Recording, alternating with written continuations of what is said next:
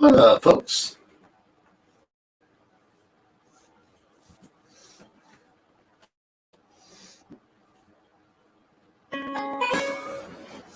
These people.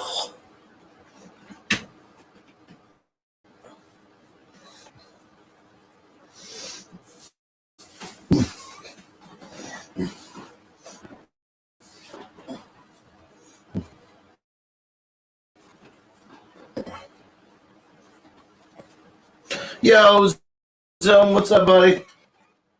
Welcome in, my dude.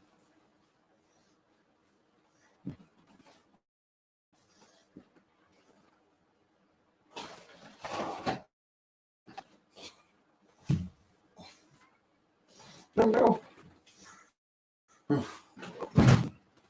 That might Police Academy. Yeah. I haven't seen the movie in so long.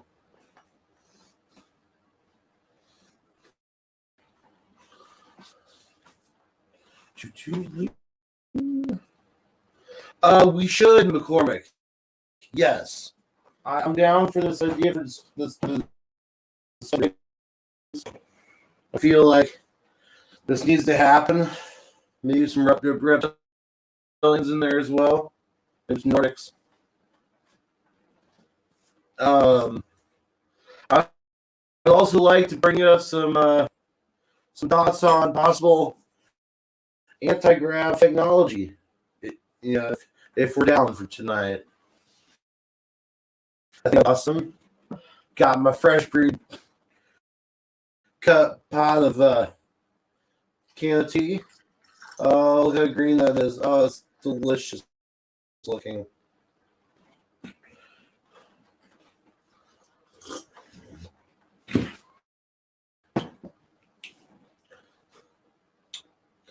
So, let me start this off really quick. I'm Apex, and I believe in aliens.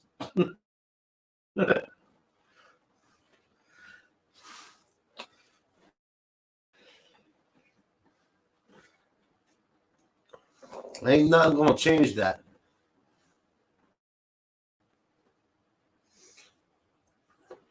Now, do I believe everything that's seen in the sky that's unknown is an alien? No.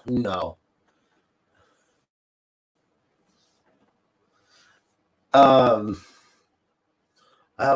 not sure about Bigfoot, man. That's on a different level altogether.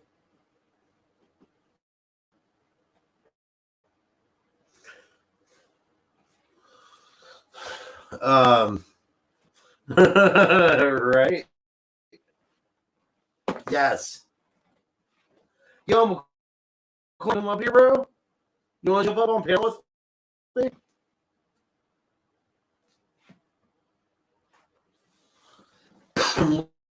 We'll get the show started the right way.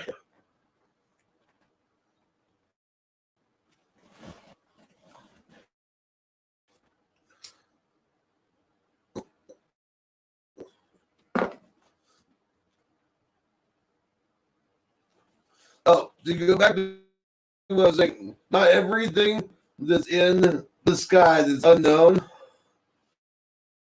is alien. Just so we're clear. I'm a firm believer if it's nuts and bolts, it's ours. Hey, what's up, buddy? Welcome to Extraterrestrial Tuesday, bro.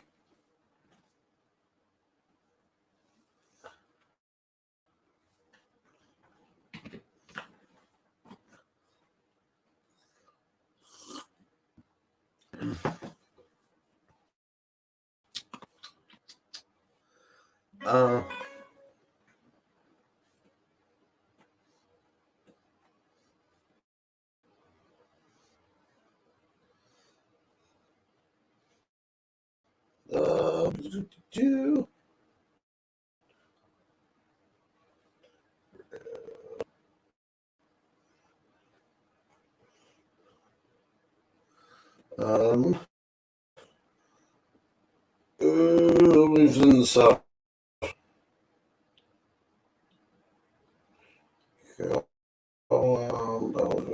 Okay. Oh, I've seen a couple things.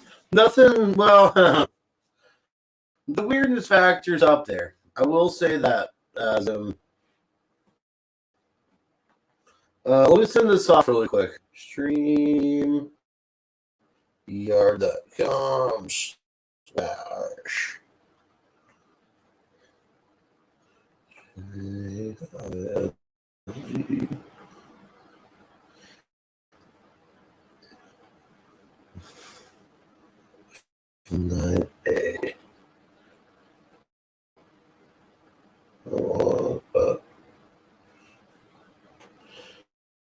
Copy. Send that off to Florida.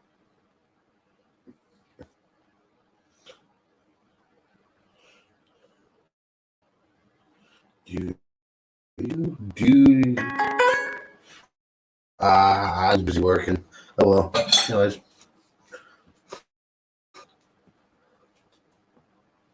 Oh, shoot. Yeah, I guess I should probably put that up as far as my green screen goes. Here. Since we're on that topic.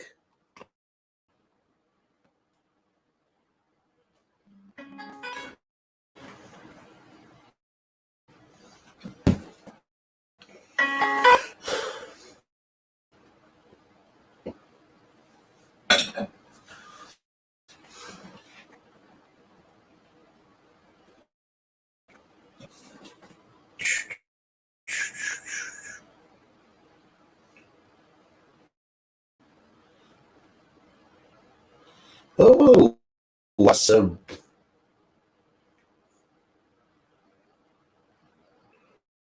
Oh, okay. Done with that. Hey, Wiz.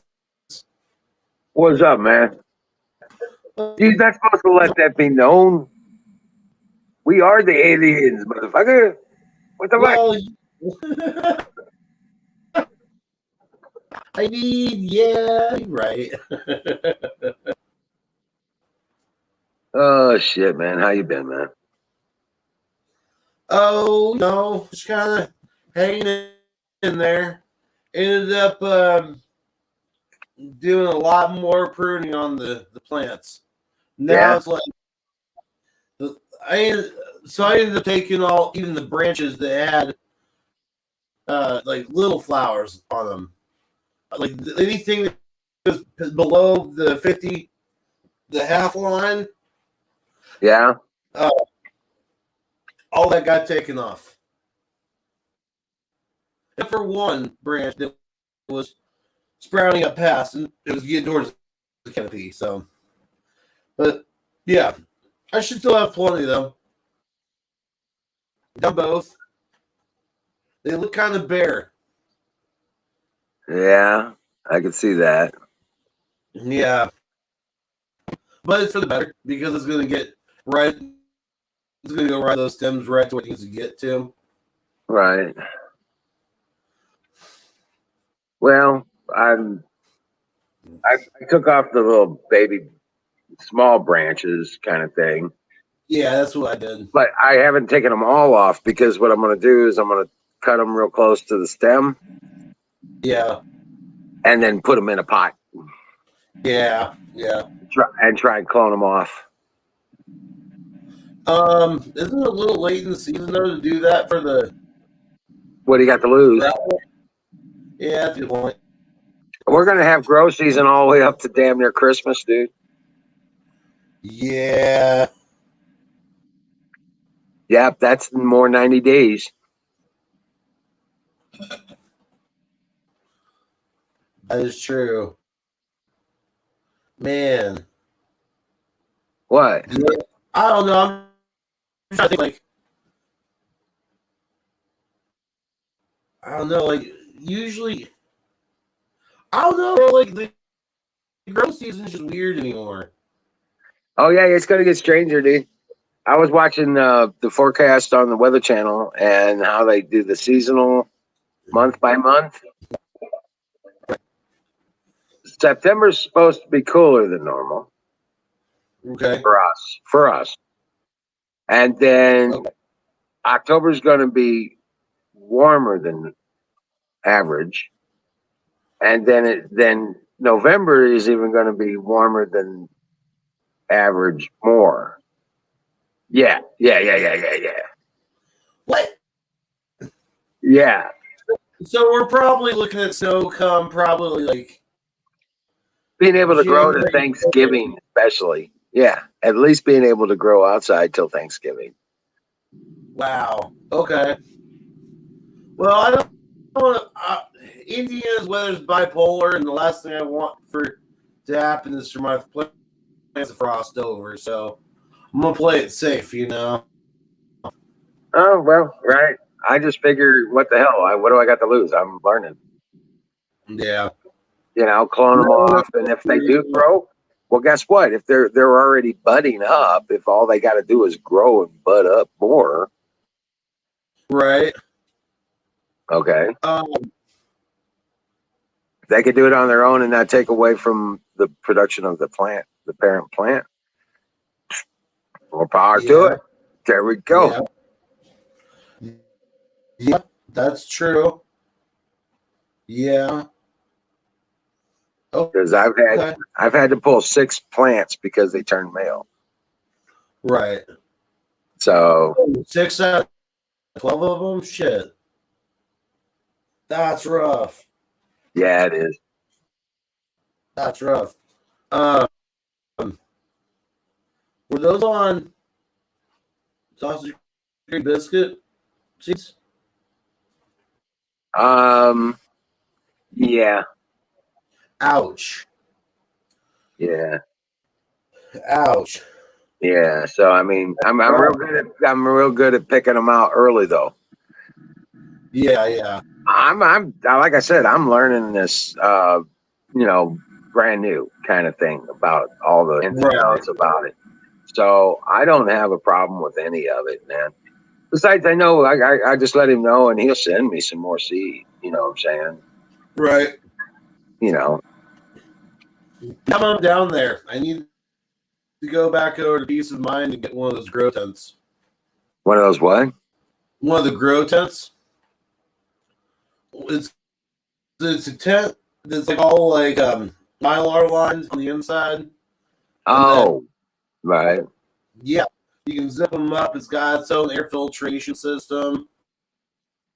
Um, usually, all you need is like 1 or 2 lights for the entire thing. You can go from just everything's all controlled. So yeah, just let it do it. Well, what I plan on doing is, once the green beans are done,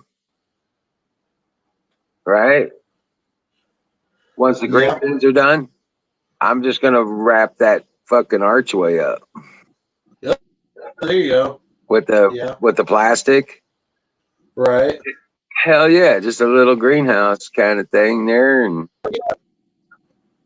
That would be perfect. Yeah. yep. Wait a minute. Singularity, you missed that, bro. You missed the 420 show. Singularity, give that boy a link. Yeah, I feel About like that's time he the came up here, got his comeuppance. Oh man. Hey, brother.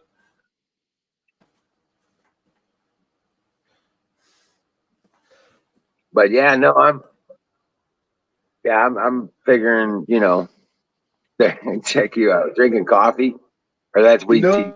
No, that's wheat tea. You know what? RJ's been taking the leaves and just drying them, green drying them, Mhm. crumbling them up and rolling cigarettes. Yeah, yeah. I mean, it's not a And, buzz. It's not a buzz, but it's a replacement for cigarettes. And it yeah, is that when you green dry them like that, he gave me one and it was smooth as shit, dude. I've actually got something that I can do that with. I hung it up to dry everything. Hung it upside down to dry. Yeah, Yeah, Oh yeah. So yeah, Yeah, it smokes. It actually smoked really well. I thought it'd be kind of harsh and hash, kind of. No, no, dude. I was smoking it like a cigarette, and it was smooth as hell. Nice. Might have to try that. Yeah, he was green drying them, so that kind of thing. Not in the sun, kind of deal. Right. But yeah, it's still like 86 degrees out here. Yeah, it's pretty warm outside for me too. Let's see here. Currently at 10:13 p.m. it is 81 degrees, but it feels like 84. Um, Mine was saying something about. Yeah, hold on a second. I'll check it out. Oh shit.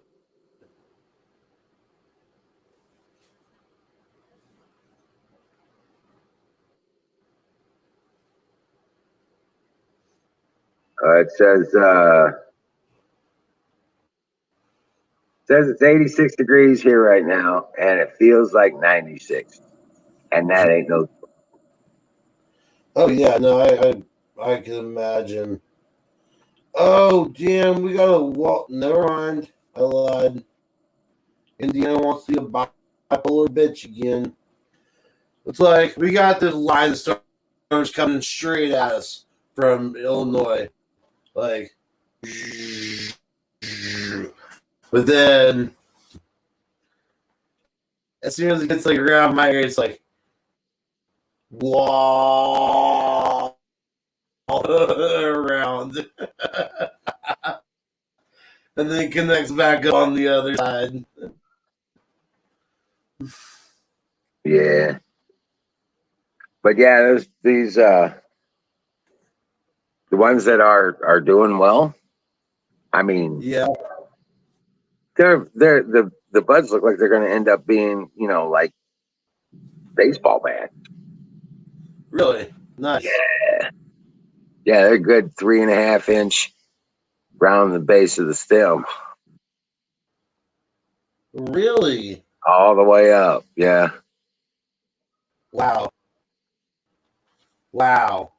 right. That's what I was saying. I'm going to take some of these smaller ones off down below, but I'm going to set up pots so that I can restart them Right. and set them into see if I can't get them restarted on their own. That's awesome. So I just be grow buds. I'm not even growing plants. I just grow buds. Yeah, right. Yeah, let me know how that works. Is this Well, the same? everything I've trimmed off, even when I was trimming the plant, Yeah, when I was trying to get it to split up and stuff like that. right. Yeah, I was taking those and putting them in dirt. That's all I did. I just picked them, let them get about a 1/2 inch to 1 inch stem, and then picked Yeah. them and then put them in dirt, wet dirt, Okay. and like a pot, like Yeah. with all the goodies in it, right? Right. I just put it in the dirt and made sure it stayed wet, and next thing you know, that something's growing up into a bush. Damn. Right on. Right now, we had done some um what they called cloning juice Oh yeah. with the let's see, it had cinnamon, honey, aloe vera, and a little bit of Yeah. uh hey Don, What's going and on, man?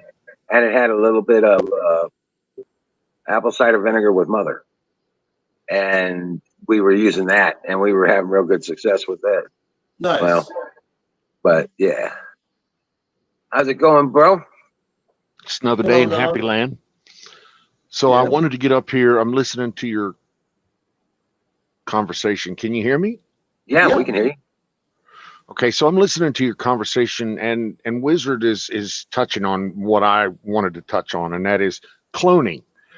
It's at this point in the program where you have a guaranteed female plant that if you start taking clone stems off of them and putting them in your clone mixtures, whatever that may be, then you have a continuous female budding plant. It's just like you said, Wiz. You're planting buds instead of planting plants anymore. So you know that your next clone plant will be a female and it will grow buds. You don't have to worry about it being male ever. Right. You can get into a rotation. I did. You can get into a rotation like that where you're growing, say, 12 of the same female budding, sour diesel, for instance, or if you've got a Michiganja lemon or something that you like, then you grow the fudge out of that. Does that make sense? Oh yeah. What I'm doing right now, MK Ultra and OMG. So cloning is the way. That's how you get, you pick and choose the strongest phenomes, the ones that are producing the tightest buds and the best buds, and you pick that for a clone, and then you make 2 or 4 or 6 more females out of that, and then grow that. That's how I did it. Now you begin to do that on your first, second, third, fourth grow, and you begin to understand how to do cloning. I suck at cloning, so I had to actually go buy a cloning machine. And these cloning machines work really, really well.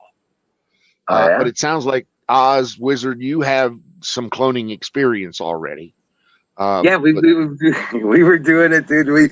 We thought it was going to be this big, complicated set of stuff, and we found a natural solution for cloning juice. And but the simple basics of it is just snip the shit and in dirt.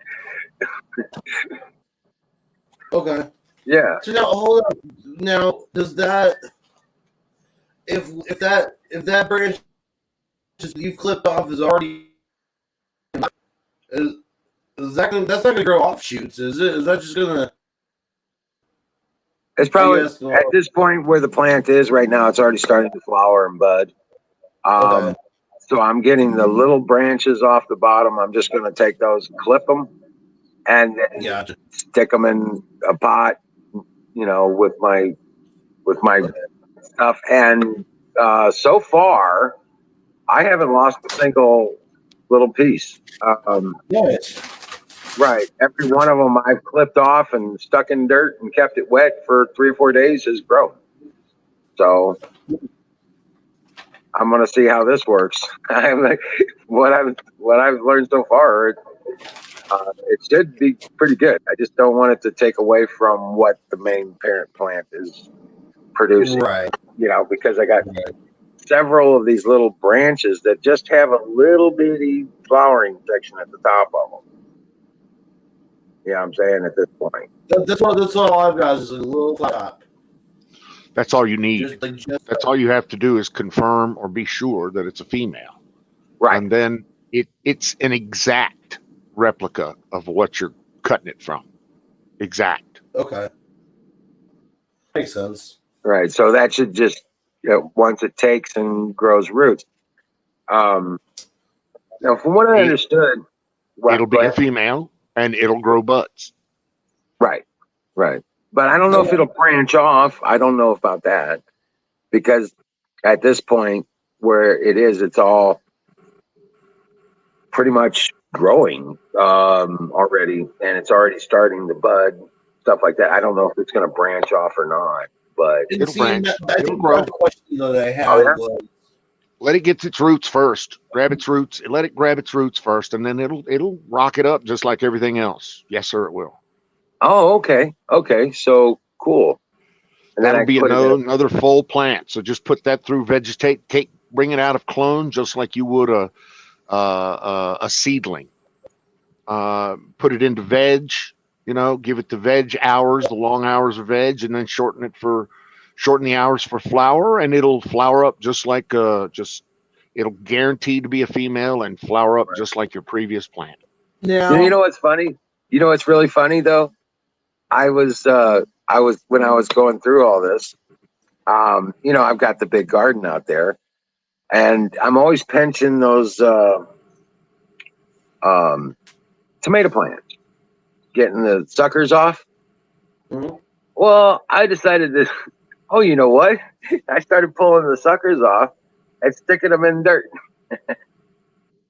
and I got another half a dozen tomato plants out of it. So yeah, that worked out too. And I was like, okay, this is pretty cool. I got this. Now here's the question: if I took one of those branches and I got the root and stuff, but it had like it was already starting to bud up and flower and stuff. If I just kept that light cycle, the same flower light cycle instead of going to vegetative, could I technically grow that one flower out? Yeah, you'll grow the flower out, but you'll get no flower from it. It'll be a mutant. You need the vegetative. Okay. You need the vegetative light to get the growth, the volume, the stem, the architecture that the buds are going to grow on top of. Do you understand? Gotcha. Okay. You need to be able to build that. You're building a tree here so that you can put flowers in the tree. Okay. Okay. The bigger the root, the bigger the tree, the more flowers you have. Right. See, now I would like to dedicate entire. Well, I'm in Indiana, so I can't do that. But I would like dedicate an entire giant area so that, this tree can become an actual tree. I think that would be cool. Because I feel like that's happened over time. I don't know. I don't know enough about it yet to know that. 10, 15-foot ganja plant.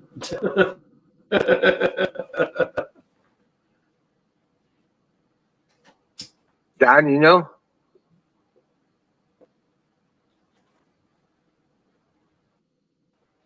Don.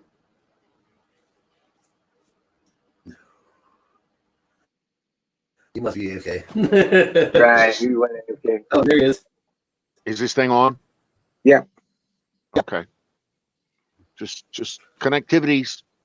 Now he was asking, will it grow into a tree? I mean a tree, if he kept it going. So the typical life cycle of a plant is 4 months. That's basically it's two months for veg and 2 months for flower. Okay. Anything past that, yes, you can grow a tree if you have a big enough root ball. And to do that, you have to have outdoor lighting of the massive magnitude. Gotcha. So I've never seen anybody grow trees indoors. You can grow plants indoors. Right. You can grow big plants indoors. But I've seen people, say in Michigan, grow trees, 10-foot plants, 12-foot plants. Right. That are bringing in 4 pounds, 5 pounds of dried bud each. Jeebus. Wow. So, but that's a tree, my opinion. Yeah, that's a tree. But it doesn't do the annual life cycle like a tree does, if that's what you're asking. No. No, I meant like, could you? I guess you'd have to be like more in the tropic zone where it's like warm all the time. You want perfect warm, you want perfect humidity, you want perfect pH. If you get those three, then the sky's the limit. Then it's only lighting and water. Okay. So Florida or Hawaii are a natural grow spot then. Remember, there's weeds all over the place. There's Thailand weed. There's Hawaiian weed. There's fucking European weed. The Russians have been growing weed since the runts. They're only fucking 6 inches tall, but they have 35% THC. I mean, fuck. Oh, shit. So, I mean, there are different weeds. There are different cannabis plants, derivatives that have literally been throughout the annals of time cultivated for different atmospheres. You know, the heat of Thailand, for instance. Wiz can tell you what the Thai tastes like because he had a big old fat sack of that stuff. And that is about as indica as it gets, really. And that stuff, it'll take away the pain and it'll glue you to the couch. Nice. And it's good stuff for what it does. It's fucking phenomenal. But you try to compare that, say, against a sweet Hastings, Hawaiian Sensimilla, which all the new weeds are crossed with Sensimillas now anyways. So, you know, you're not smoking, seeded up, Mexican boxweed that you used to get in the 1980s. You're smoking, actually, when you go to the local shop or you talk to your dude, you're getting a fine quality weed. Yeah. Chances are really good you've got very few seeds in those buds you're getting. So, I mean, it's, weed has evolved even in our lifetimes. So I just don't, I guess maybe I just don't generalize very hard. I try to think about each of the different derivatives as to what they bring to my brain. Gotcha. Like I'm really digging the sativas these days because I need the active energy. I need to be mentally alert. I need to get off the glued in couch. And I've been sucked in by a lot of indicas recently. My buddy's been hitting me up with indicas and it's just been sapping the life out of me. Right. When you throw the indicas, it takes all the life out of you. It makes your legs feel like lead. And then you walk outside and it's 114 degrees. These are not the best weeds to smoke in the fucking desert. Okay. Yeah. So I'm trying to get a sativa. With indicas, you don't want to do shit. Right. So it's, and I just found a little dispensary around the corner here that's got fucking phenomenal prices. I think I told you guys about it. Mm-hmm. Really phenomenal prices and really great sativas that are grown. I mean, the dispensary is a 40-foot container in front of a massive barbed wire Constantine fucking gated interlocking fields of fire kind of fucking compound behind it that does the growing. I'm not shitting. That's the grow house versus the fucking, upfront retail operation. Right. It's awesome. It is absolutely awesome. And I would rather spend my money in there than I would at any of these other, downtown Vegas fucking high glitz, high glamour, high expense. You walk in, we don't sell anything but eights, but our eights are $55. Well, how good are your eights? Oh yeah, they run the range from 15% up through about 22%. I'm like, are you on crack? You must be on crack. You're expecting me to pay $450 an ounce for your fucking mid-grade regs? Yeah, is that what you're saying? Yeah. Fuck you. Right. So I believe the kids call that a booth pack nowadays. Yes, they do. Exactly. So, I mean, that's just my humble opinion for what it's worth. Yep. Yeah. Stuff coming out of Colorado is still like $200 an ounce. Pretty good, but yeah.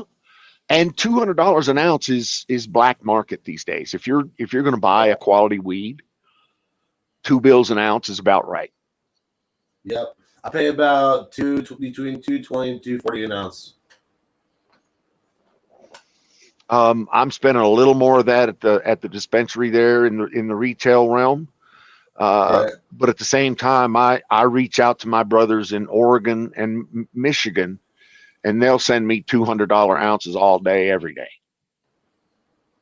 Right. So, the United States Postal Service is the greatest place in the world, or is the greatest service on the planet. Speaking of that, did you ever check on that? I did. It didn't. So I need to redo it. Sorry, boss. But I have it. Hold on. I can redeem myself here. Stand by.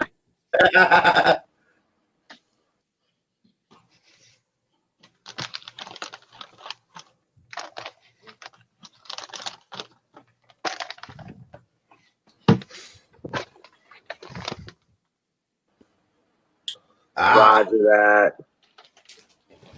Roger that. See, that's what I'm down to. My last little nug.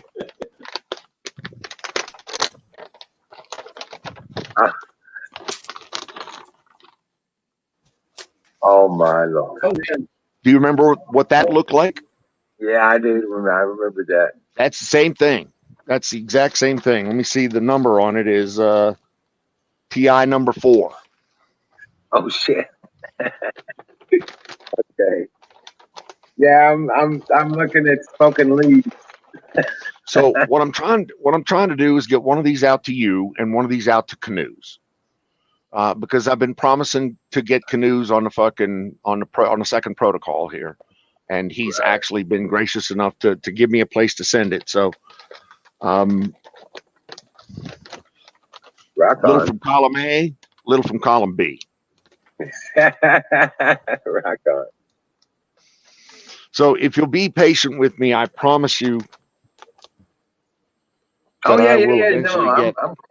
yeah, that's I will get this to you. I promise you. all right. I just wanted to make sure it didn't get lost in. No. Yeah. One each. Right. Good deal. Gotcha.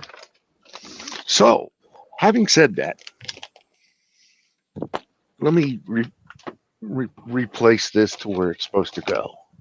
Right. Okay. So, Well, I learned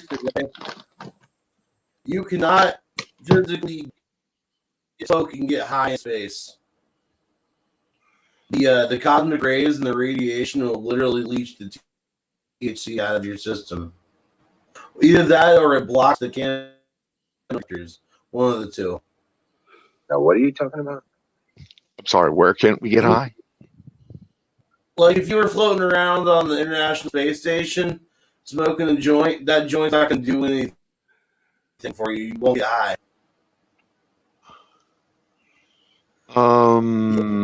Okay. How and why? Why? What? Supposedly the cosmic radiation stuff, like our Earth has that, the protective layer around it, so we don't get hit with the full on amount of radiation from the sun and all that. Out there in space, we don't have that shield. So what it does is it's one of two things. I can't remember which one it is. It either leaches the TH system out of your system, or it blocks off the cannabinoid receptors in the brain.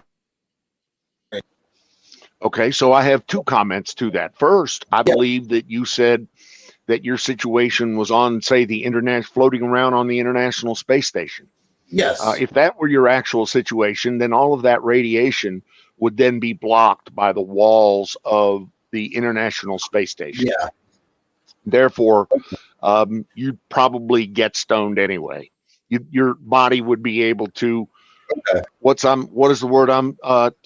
What process the cannabinoids that are required exactly. So, but if on the other hand you were hanging out, floating around outside of the ISS, International Space Station, I'm guessing getting high and radiation absorption is going to be the least amount of your problems. Right. Vacuum and lack of oxygen are gonna be higher priorities than that. But that's just right. Yeah. Starting a fire to light the joint is going to be a major issue. There you go. Exactly. Fire in a vacuum, that still hasn't worked out for us. No. Yeah. Hydrogen gas with oxygen component, you could make a flame. Yeah. I mean, if you were to supply all of the components for the flame, then it would be not only combustion but propulsion. Right. Exactly. That's a true fire in the bowl. Fire in the bowl. Fire in the bowl. Brought to you by Sausage Gravy Biscuit Farms.com.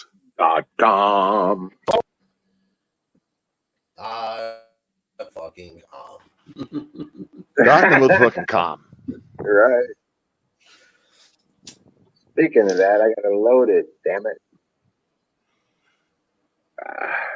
Mr. Natural has started the 30-day push-up challenge, day one. So how many push-ups do we do on day one? 100 or 20? Or are we working up to 20? Or are we working up to 100? Are we working up to 1? Because I'd be working up to 1, but that's me. Right. Now, he said he was going to do the 100 push-ups a day for 30 days. He did. Yeah. But he also said that he was going to work up to that 100. So if it were me, I'm telling you, it would take 3 weeks of psychological work just to get ready to drop down and give him my first push-up. Oh shit! But I'll tell you what I need to do to get up there for that real quick. It's just this exact thing. Go down, do 1, sit up for 2. Go down, do 2, sit up for another few seconds. 3, same process, but each time you add another one. By the time you get up to rep 20, you're at like 114 or some shit. Because it's adding on each time to 1, 3, 6. Yeah. From what I understand, though, it's only got to be 100 push-ups in the day. So if you could do 10 push-ups, just do that 10 times a day. Right. So it doesn't have to be 100 at once. No, I'm doing 20. 20 sets of 20. So 5 sets of 20 per day. Yeah. Yep. Okay. That's doable. I mean, there's nothing wrong with that. No. Right. And like I said, I'd have to work into that. It would take me years to work into that. It's I take about somewhere between half an hour and an hour before I do another set, and then I'm done. Skull says he's doing 1 push-up in 100 days. There you go. See, that's more along my lines. That's my speed right there. Again, it would take me weeks of psychological preparation just to get this done.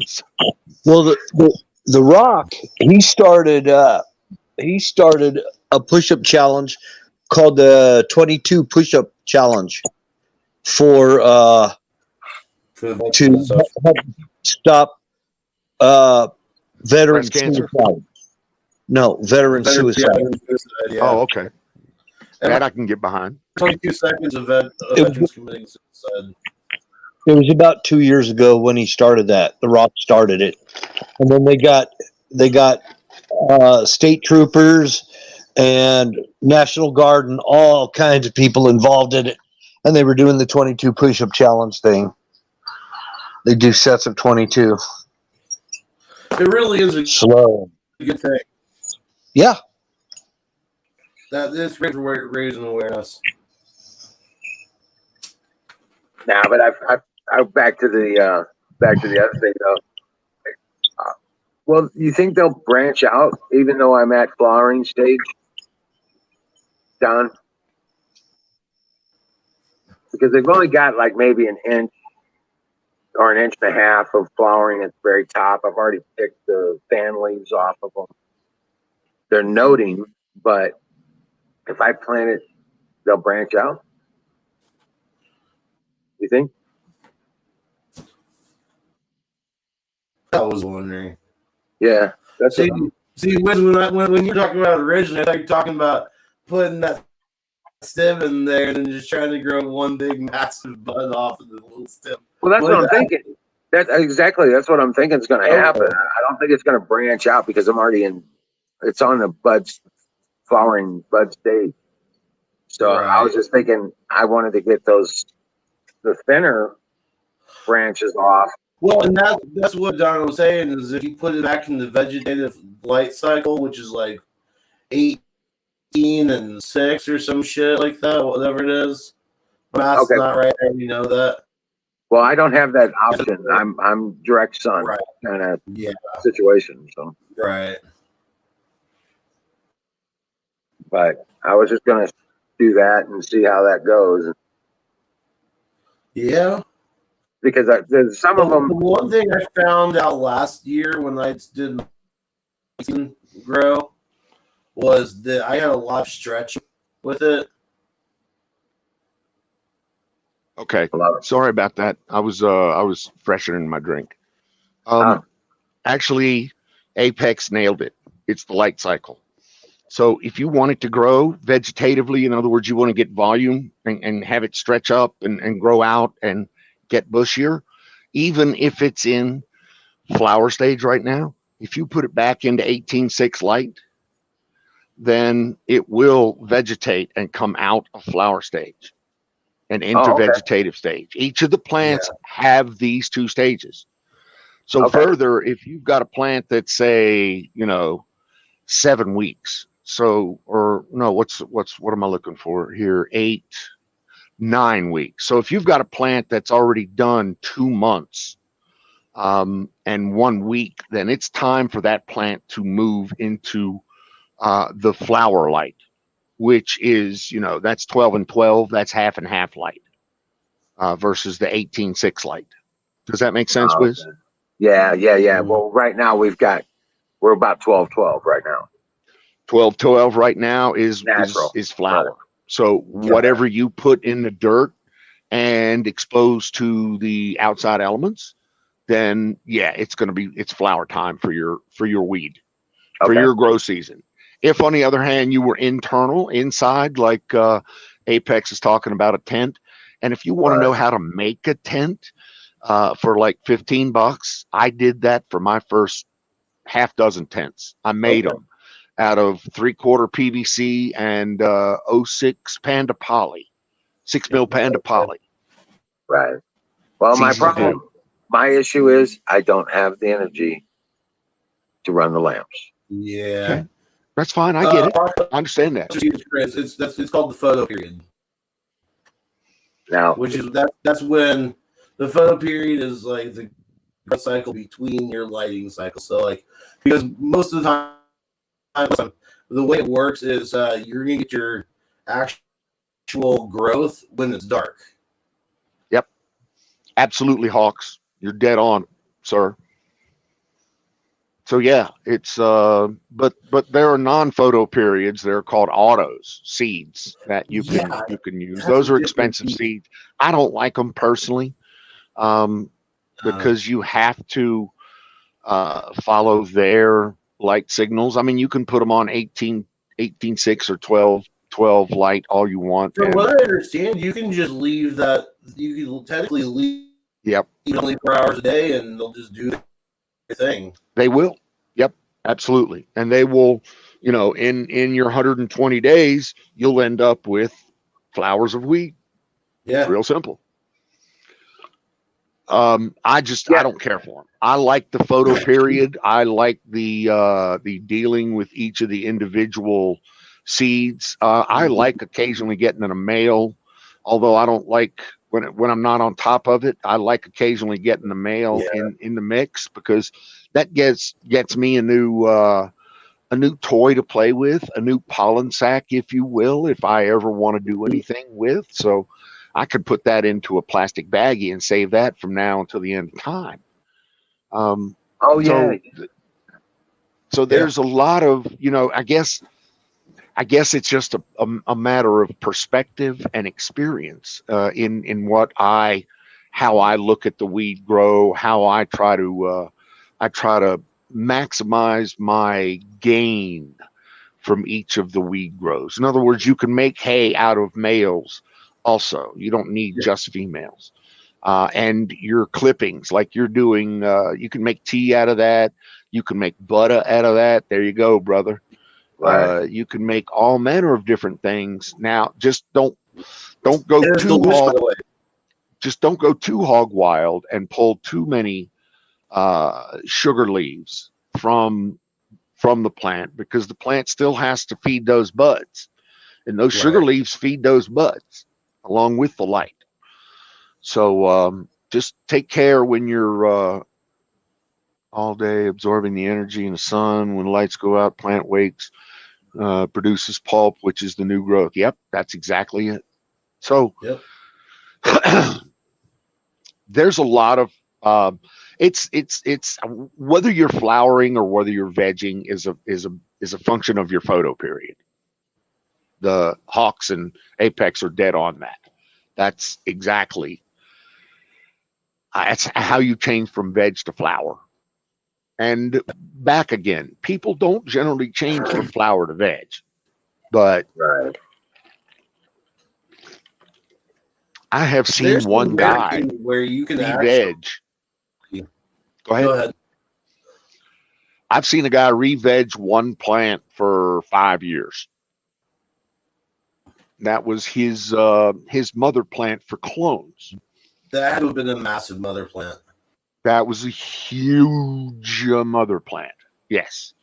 So he would take that, take a long veg cycle on it, then do a short bud cycle, and then trim it back and keep enough leaves on it to absorb enough energy to then re-veg and start to grow again, start to create the new growth. So yeah. Okay, now the difference between or shade leaf and the sugar leaf. The sugar leaves are the tiny ones, right? My opinion, and this is my opinion only, I'm not a horticulturalist, nor do I play one on TV.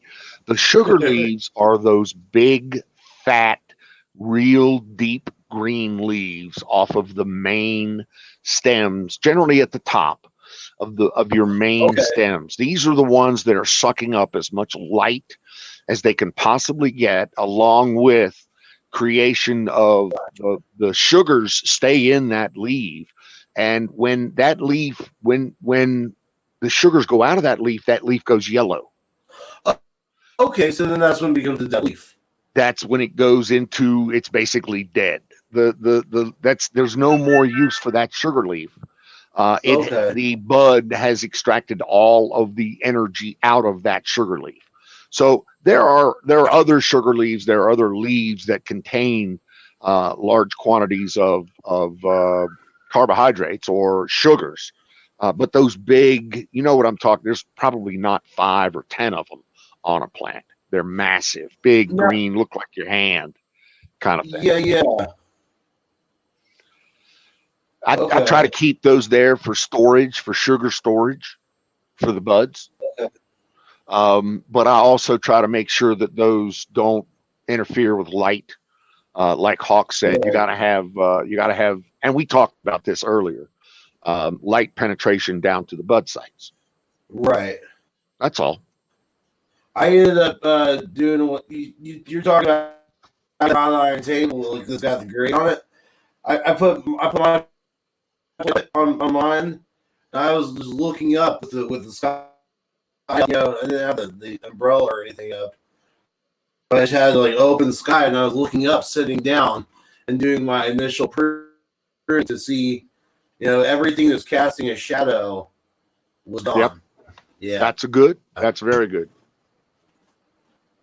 That's very good. As a matter of fact, I also heard you say that you lollipopped your plant.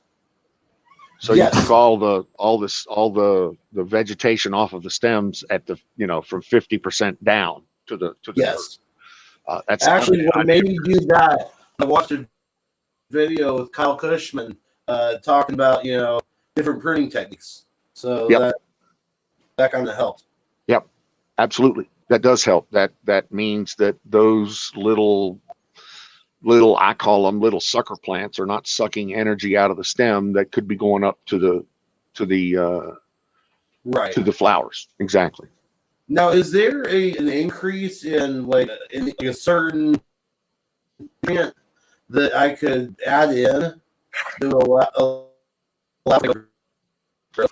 as a matter of fact, there's a certain, I believe it's vitamin E, but please do the research. I've never added what's called bud candy. You can actually, there's actually a product called bud candy or bud honey or bud juice that you add during the flower stage. And I've heard about using molasses for that. Molasses is good. Anything you can do to sugar it up. People have added a lot of molasses in teas. I've heard about beer in the water. Beer, a lot of sugars. Anything that give you high carbohydrates, high sugar levels, to allow that. Is like just the tea that I brew. Would that be some of that be good to go back in during the watering? Well, by teas, there are other brewed mechanisms that are specific to the plant's nutrient needs. So Gotcha. people, for instance, will take a bag of roots and various and sundry other chemicals, and they'll throw it into a 5-gallon bucket of water, and then they'll aerate that 5-gallon bucket of water and start adding more chemicals to create what they'll call a tea. Gotcha. Right? So they'll brew something up, and then they'll take that 5 gallons and split it among a normal feed cycle to make sure Right. that tea gets inside or gets applied to the Okay. plants. Because But I actually that put tea. what you're talking about, tea is not tea, not the tea we're talking about here. Right. No, I understand that. I know there's different. But you could, I mean, Well, if you wait, had putting the plant's own, putting its own plants, form back into the plant. yeah, you could. Yes. Okay. I don't think it'd harm it. I I'm not wouldn't think sure so. it's going to give you a bunch of nutritional value, though. But I put a good amount of rabbit manure and seasoned chicken manure in the soil. There you go. Okay, so I don't have to mess with making tea. Correct. So you've got a Okay. natural fertilizer. You're building a natural super soil. Correct. Right. I line the bottom with the leaves. I'm talking all natural. I'm just like, I can go outside and make a new pot right now, and it'll be badass soil. But that's not a problem for me. Now that's why I do what I do. I mean, I encrust the eggshells in with that too. So when I water it, it's leaching calcium and all that stuff. Absolutely. Absolutely. And people are putting eggshells and rabbit poop into, they'll wrap them into a little gauze pouch and put it into their teas and brew that shit into their teas. Yes, I 100% agree with that. Yes, sir. Now I still put eggshells on top too, because I know that the calcium is absolute indicative of how much calcium you use is indicative of how potent the plant is. Yeah. I agree with calcium as long as it's extending or creating the best pH. And the best pH for, weed is somewhere between 6.5 and 5.5. And I use straight tea. I haven't brewed enough tea to have leftover tea grounds, and I don't drink coffee. So I just take straight tea and put it on the top of the soil. As far as a soil topper, I would use some sort of mulch or some sort of clover, for instance. They put a lot of clover on top because it leaches nitrates out of the air and puts it into the soil. And any kind of other natural mulches that keep moisture in the soil is the best thing for, say, if you're running some pots indoors or outdoors or something like that. Wizard, if I were you, if I had your space and your sunlight, I would have so many pots of weed out there in such big fucking 10-gallon barrels that I probably don't know how I would act. I had to act out in fucking public with that. I would be growing so much weed.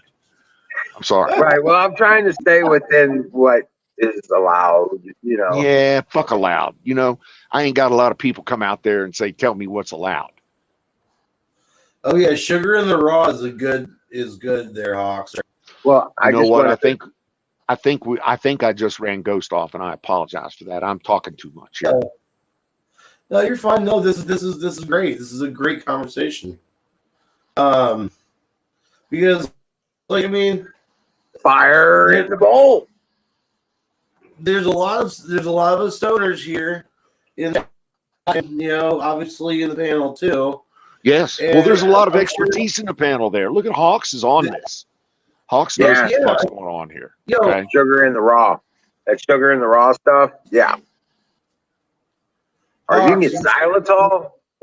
Dude, xylitol is like a magic sugar, dude. I don't know. I was reading years ago, I did a bunch of research on xylitol. It's a pure sugar cane sugar extract. Okay. Oh, wow. And it's like a miracle protectant for the individual blood cells. It's actually not got, it doesn't react with the pituitary or your adrenal glands and stuff like that, like raw sugar does. Right. Yeah. Hawks, you know what I do? I can't find my pants and I gotta come on stream. On toga.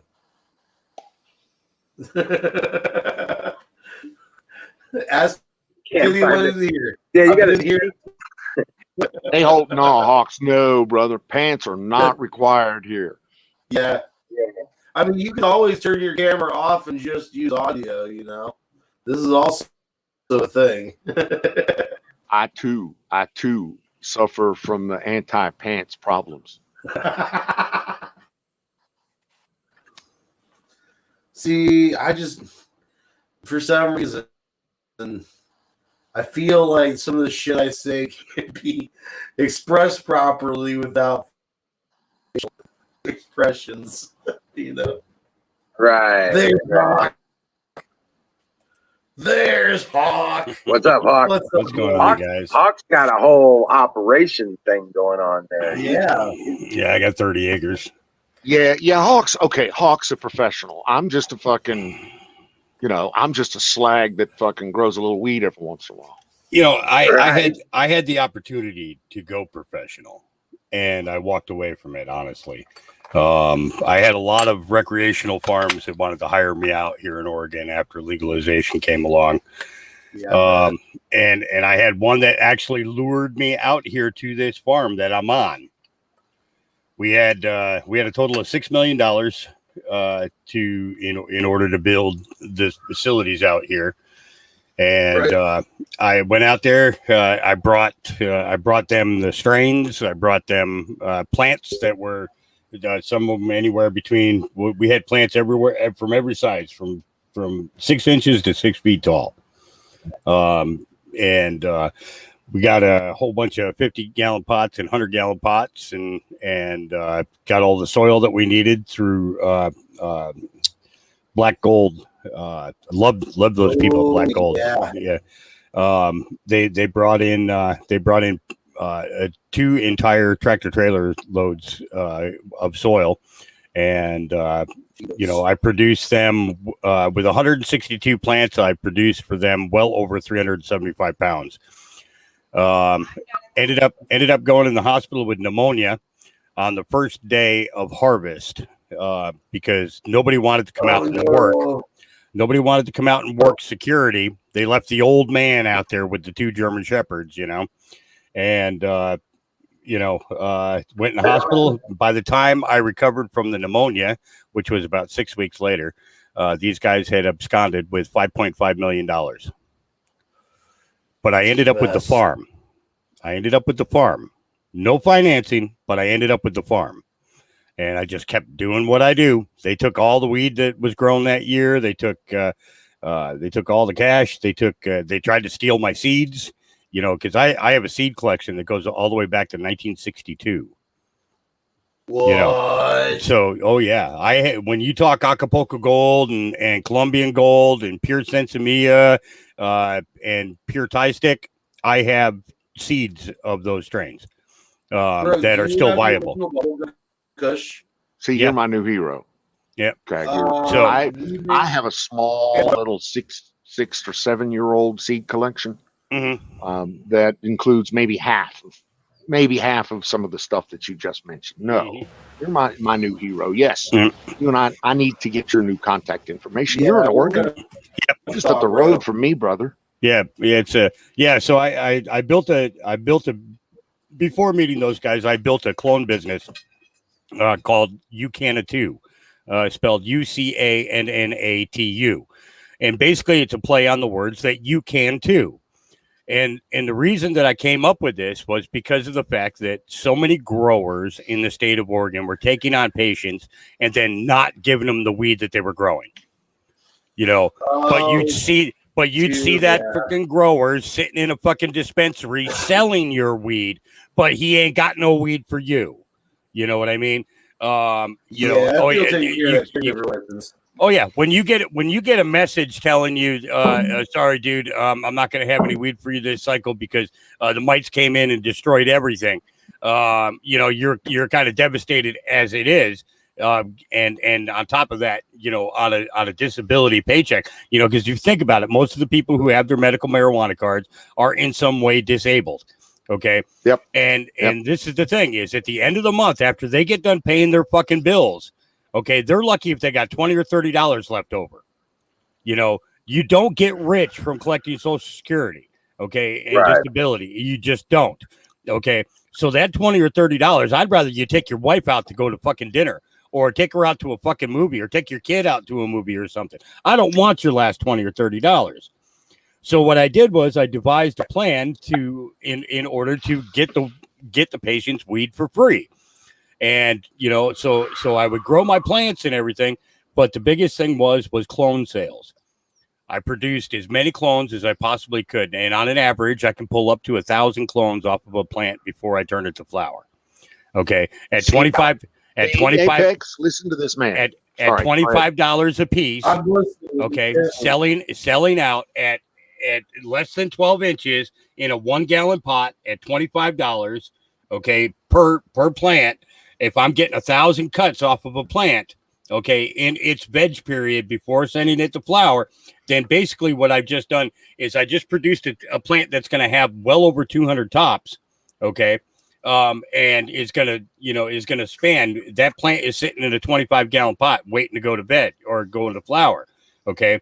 But what I'm capable of doing is I can give weed to my patients with no qualms or worries about losing money for producing the weed because I'm making $25 per clone that goes out. And if you're getting 1,000 cuts off of a plant, okay, then basically what you're saying is you just made 25 grand. Yeah. Shut your freaking mouth. You're making just the same amount as you would as if you would have gotten 10 pounds off of that plant.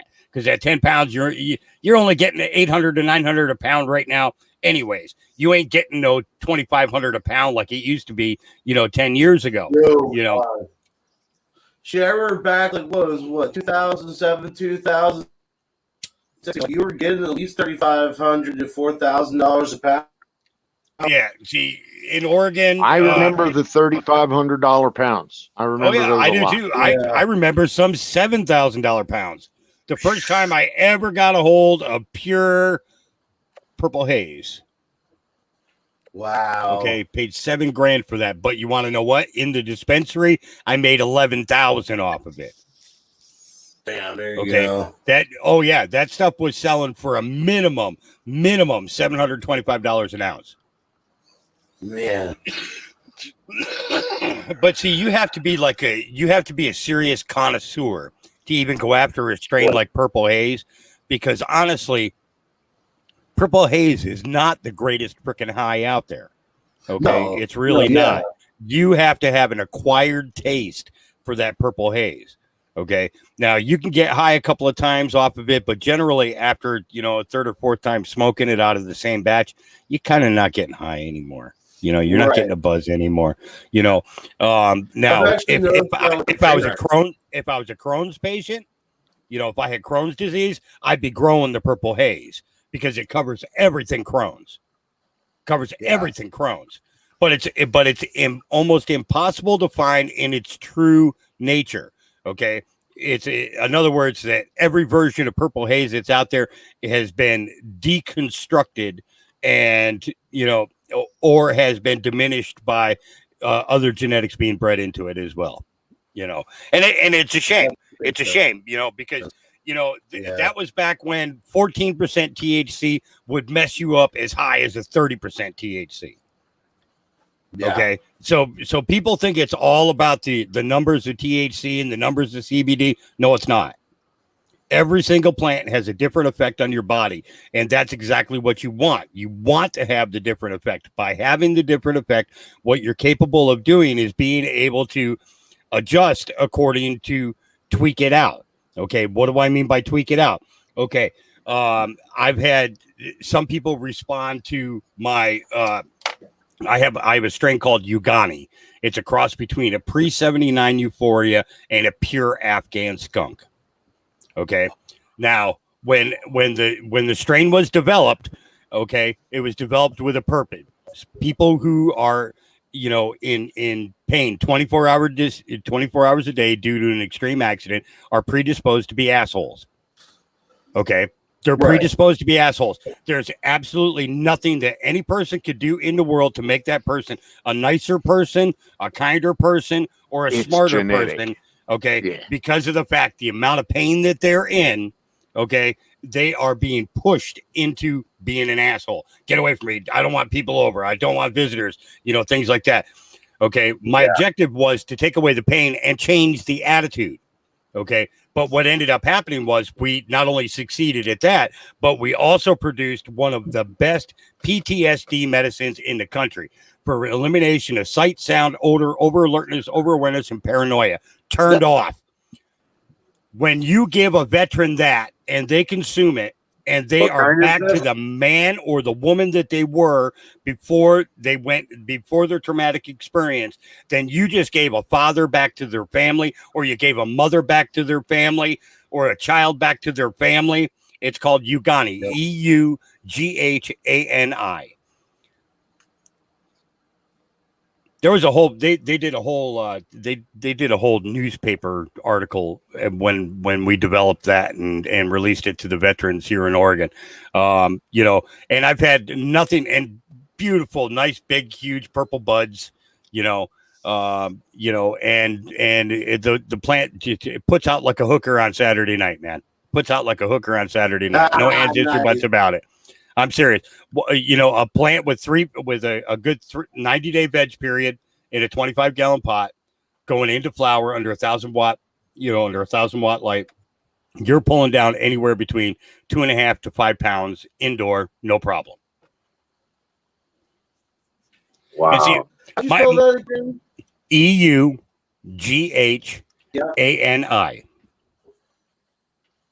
Okay. See? I told you. Anything is possible. Exactly. Anything is possible, where it comes to this.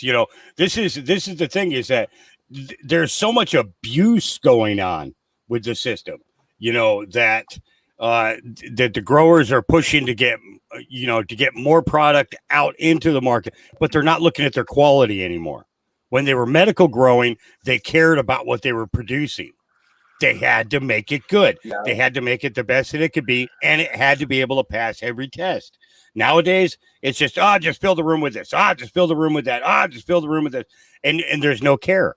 There's no care. They don't give it. The people who work on rec farms compared to what I see on medical farms is people don't care. They're just there for the freaking paycheck. That's it. Nothing more. They're just crossing strains to cross strains. Yep, exactly. Honestly.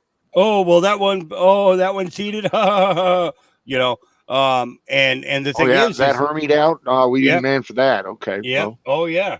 And then they'll turn around, they'll plant the hermaphrodite seeds. Exactly. Like you got seed companies that are specifically manufacturing like mutant plants. Mm-hmm. And I'm not. Yep. I'm not sure what benefits you're going to get off of. And even plant seeds or whatever, but thank you for coming up, Paul. No problem. Very much. This is my topic here. You get talking about cannabis, and then I'm gonna, it's. I see a lot of pros. I mean, real pros. Guys who are so scientific into it and everything else. And I understand everything that they're saying. I understand the complete. Engineering and molecular breakdown of the cannabis plant and the cannabinoid system between the plant and the human.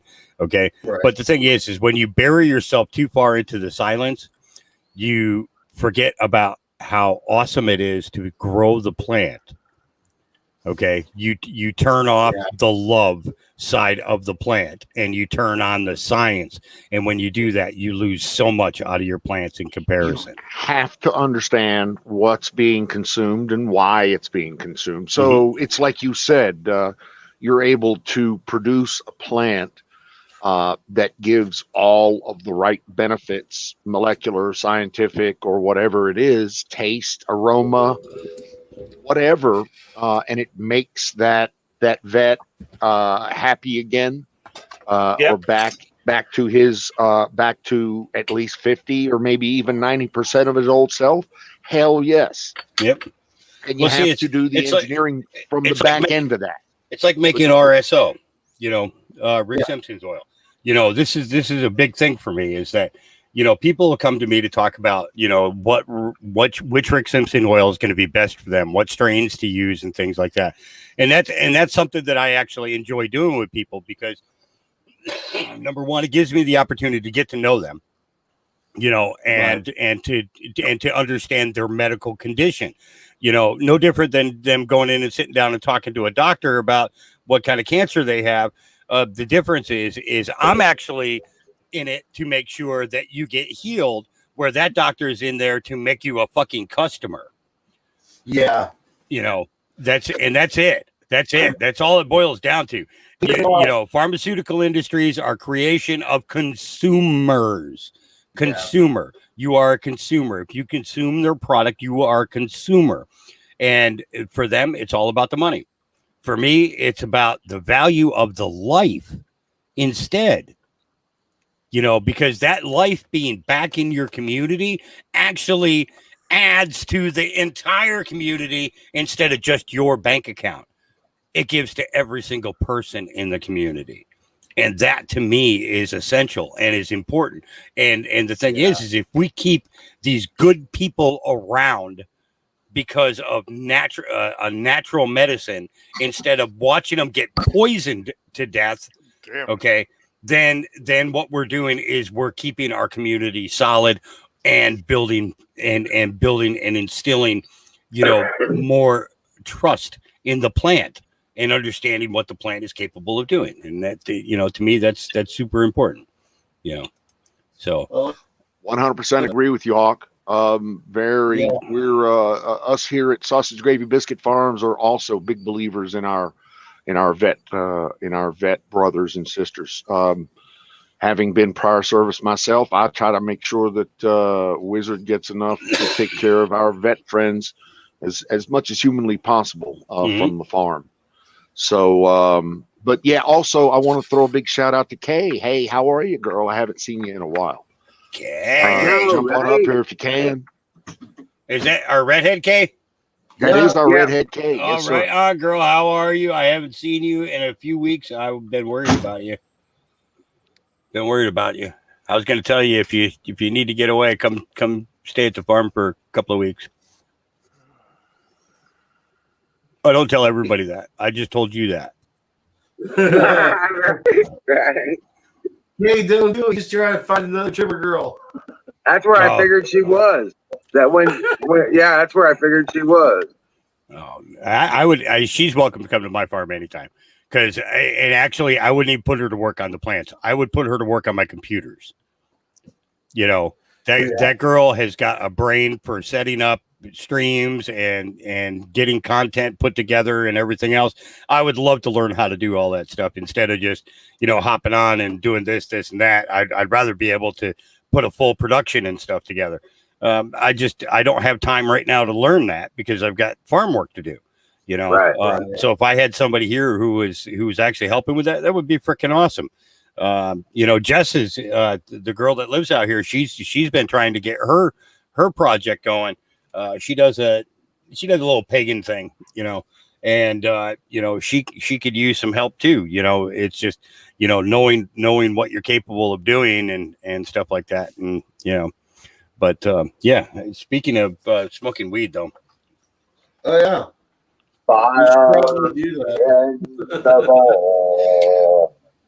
Yeah, I just had an awesome dinner. Just made ribeye steak and mashed potatoes and corn for dinner, and I just got done eating. I was like, "Oh, Pat's on. Let's take a peek." So Yeah. Sounds delish. Yeah, she wasn't the best cook in the world when I first met her, but she's getting better. You know, a couple of years of me saying, "Oh, that's not so good." She's gotten good. She's gotten good. She knows how to cook my steaks right and stuff. And plus, she actually grew some vegetables out here this year. She grew cucumbers, potatoes, corn, and red lettuce. There you go. Yeah, I'm not a lettuce kind of fella. That's like my food, and Right. but hey, it's the joy of seeing her, watch those plants come up and be happy with, being able to, go in and make a salad anytime she wanted to and stuff like that. We did get tomatoes too. It was Well, I got a garden going pretty good, and I was just sitting at the table figuring out what to eat, and I turned around and looked over on the table where I had all the stuff laid out. I made me a salsa, cooked me some dogs, and threw the salsa on the dogs. It was badass. That's what I'm saying. Is just if you have it there in front of you, you know what I'm saying? It's like, there you go. It's done. Yeah, I find especially during the the height of the season with with having hundreds of plants going and stuff like that, you don't have a whole lot of time for cooking and stuff. So generally, Right. Sunday mornings I'll make a shepherd's pie. I'll take lamb and hamburger, ground it up, and cook it up with mashed potatoes, corn or peas, or you can put green beans in there, whatever veggie you want. Bake it down, and then as soon as it's done, separate it into separate packages so I can just nuke it in the microwave.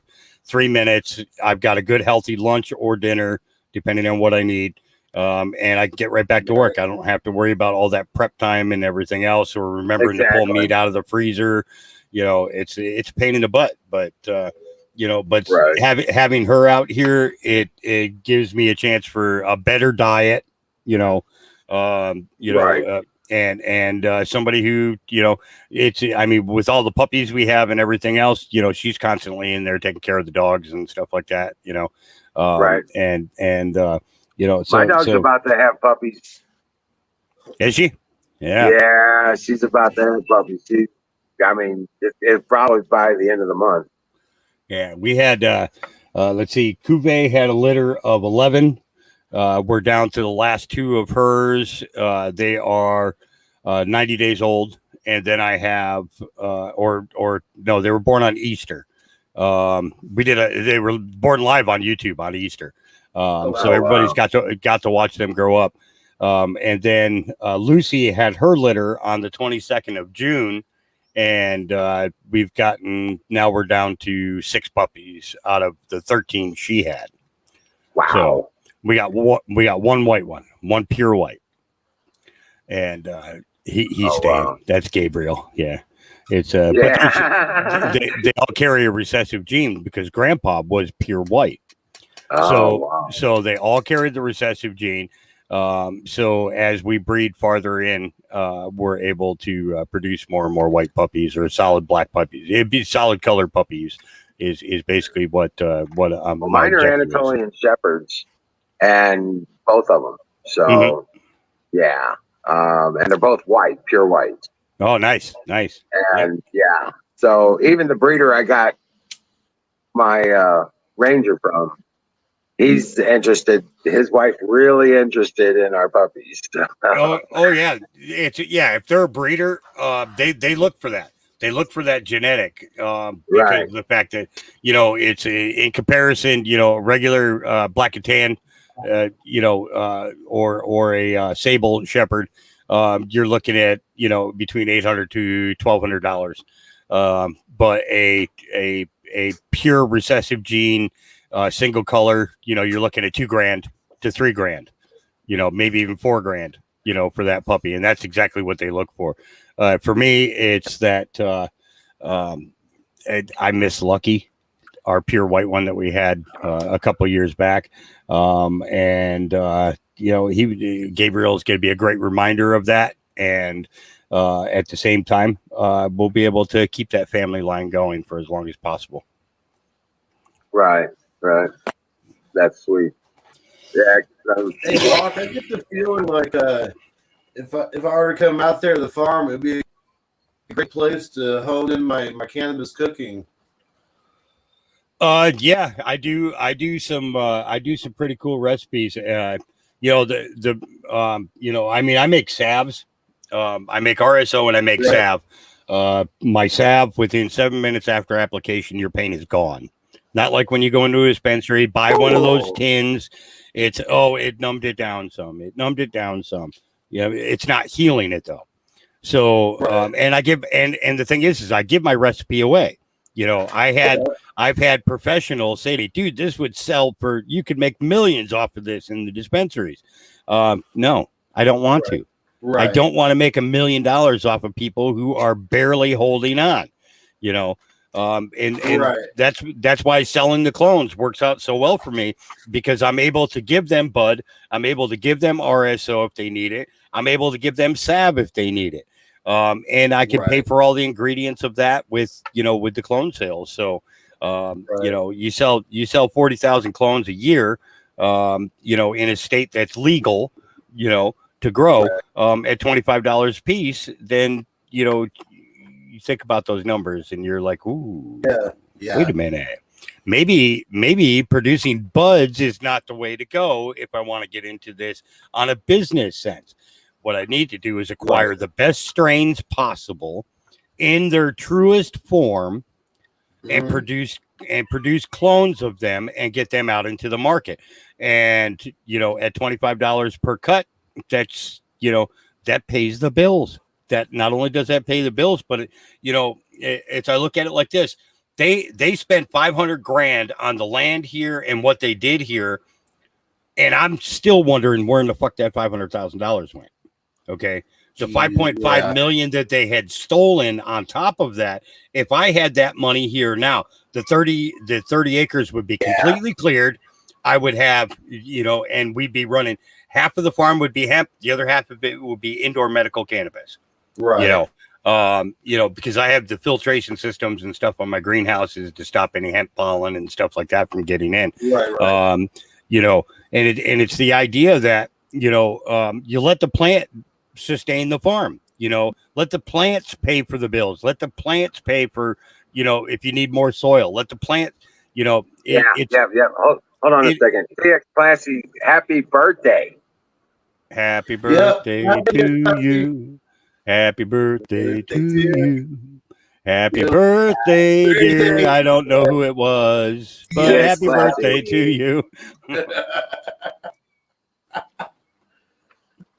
If you want me to sing it sexy to you, I'll go. Fire in the bowl. Brought to you by Sausage Gravy Biscuit Farms.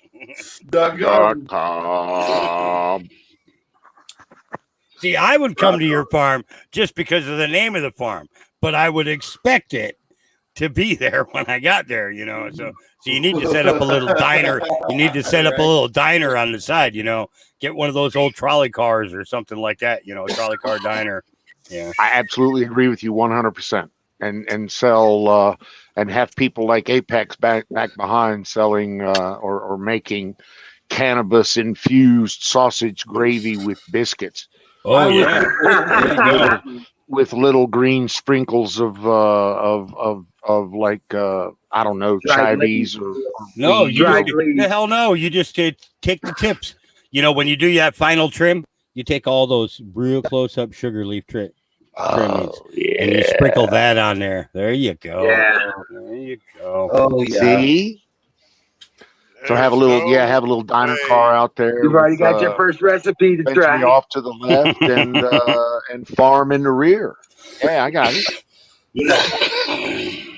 God knows he doesn't have problems with his son. And then, problems with what? And let's throw another topic out there too. You think about, okay, they're talking about now, oh, we need to take and we need to send this much money over to fund research on cannabis. Let me tell you something. They researched cannabis from the 1800s, okay, all the way up to 1977 when the University of Mississippi got robbed. Okay. Yeah. It's the federal government already spent billions and billions of dollars on cannabis research. trust me, they know what this plant is capable of doing, and you shouldn't have to spend a crap load of time getting all this research and stuff done, because the federal government has already done it. Federal weed has been quality, consistent weed for the last 50 years. Oh yeah, and there's still two ladies left. There's still 2 ladies out of the 7 that originally got the federal medical cards. Okay, you used to be able to get. I saw a buddy of mine. He would get a huge, and it was a tin. Yep, probably 8 to 10 inches round, stuffed full of rolled cigarettes of weed. These were not joints. These were not twisted. These were fucking manufactured cigarettes of finely chopped weed. They called that the 210, 200 joints per tin. Bingo. That's exactly what it was. Yep. And you were prescribed 3 to 5 of those a day. Oh, wow. Yeah, that's why you were given 200. So you'd get a new tin every month. Oh, wow. Where do I get my tin? I can get behind that. Yeah, where the hell do I sign up? That's the federal marijuana program. And there's only two existing patients left out of the original 7. I think they had it up to 14 at one point, just because they were testing for because of AL. They were doing a test on ALS and Parkinson's disease. Those were the next 2 in line for the program at the University of Mississippi. But once all the strains got stolen out of there, the government didn't really have anything to work with anymore. But they still have that facility going, as far as I'm been informed, that program is still operational.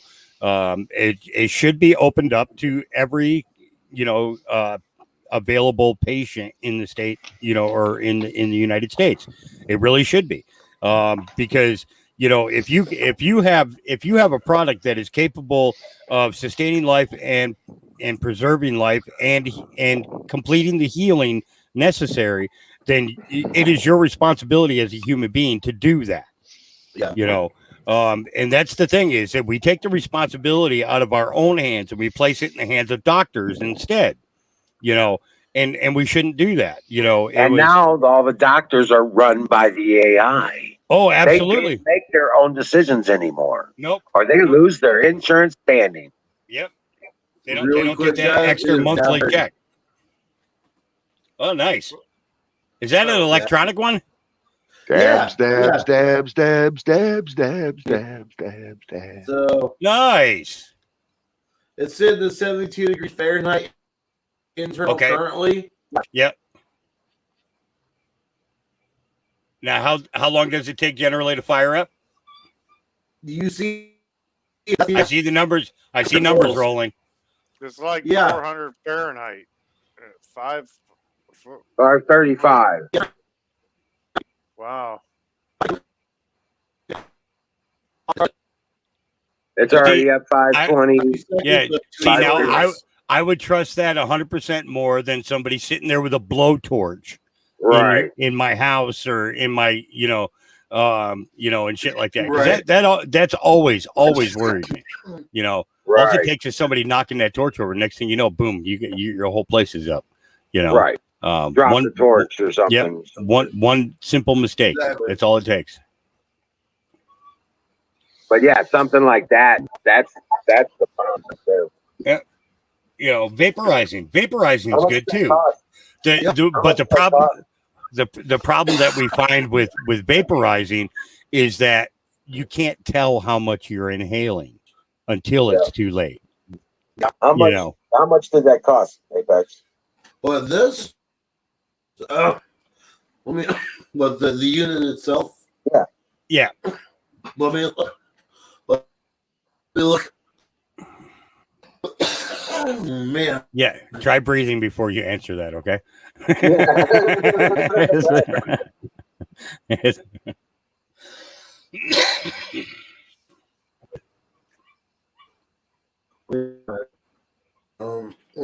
Huge.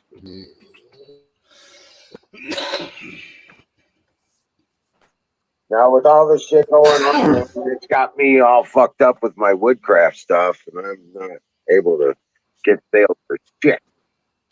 So, even though it's real relaxed here, nobody's wearing masks, they're not pounding you for a vaccine or some shit out this way anyway. Nobody's buying shit. Yeah. Well, you got to think about it. Half of the work population is out of work.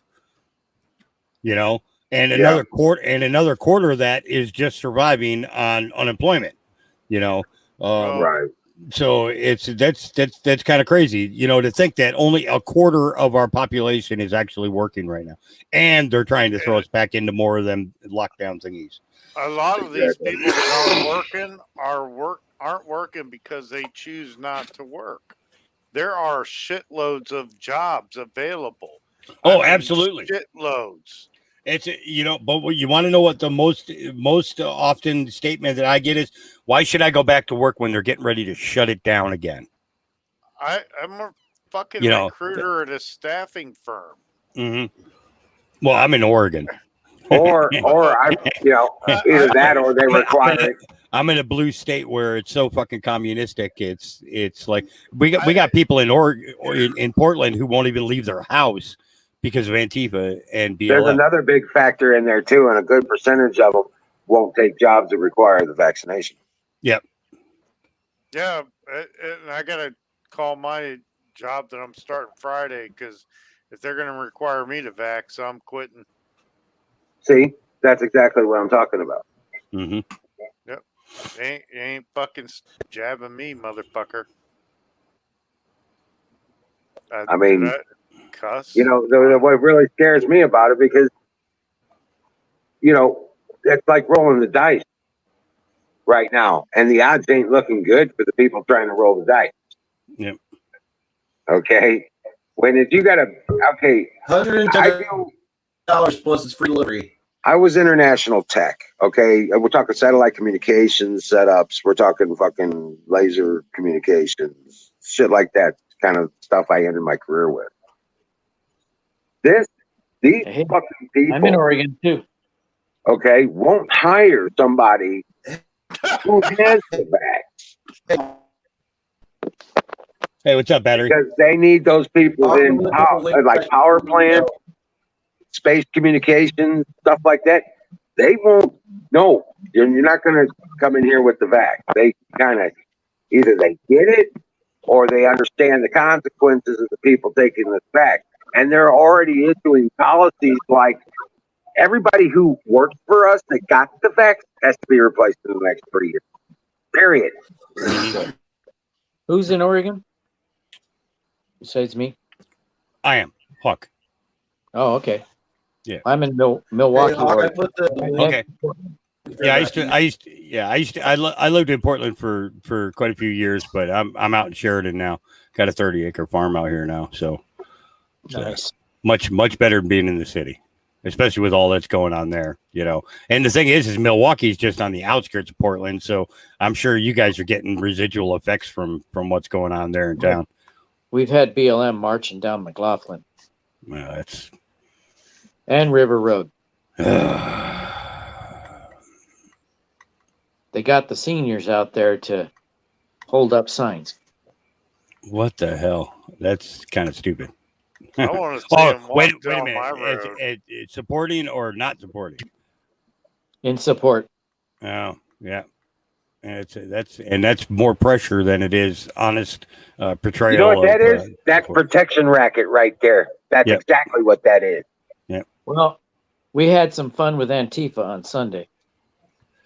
Yeah. Well, I saw the I saw the gathering at there at the old Kmart. I did see Battery, that. Was that you? Was that you with the bear piss spray coming out of that van? Oh, okay. No, that was pretty cool shit. I like that.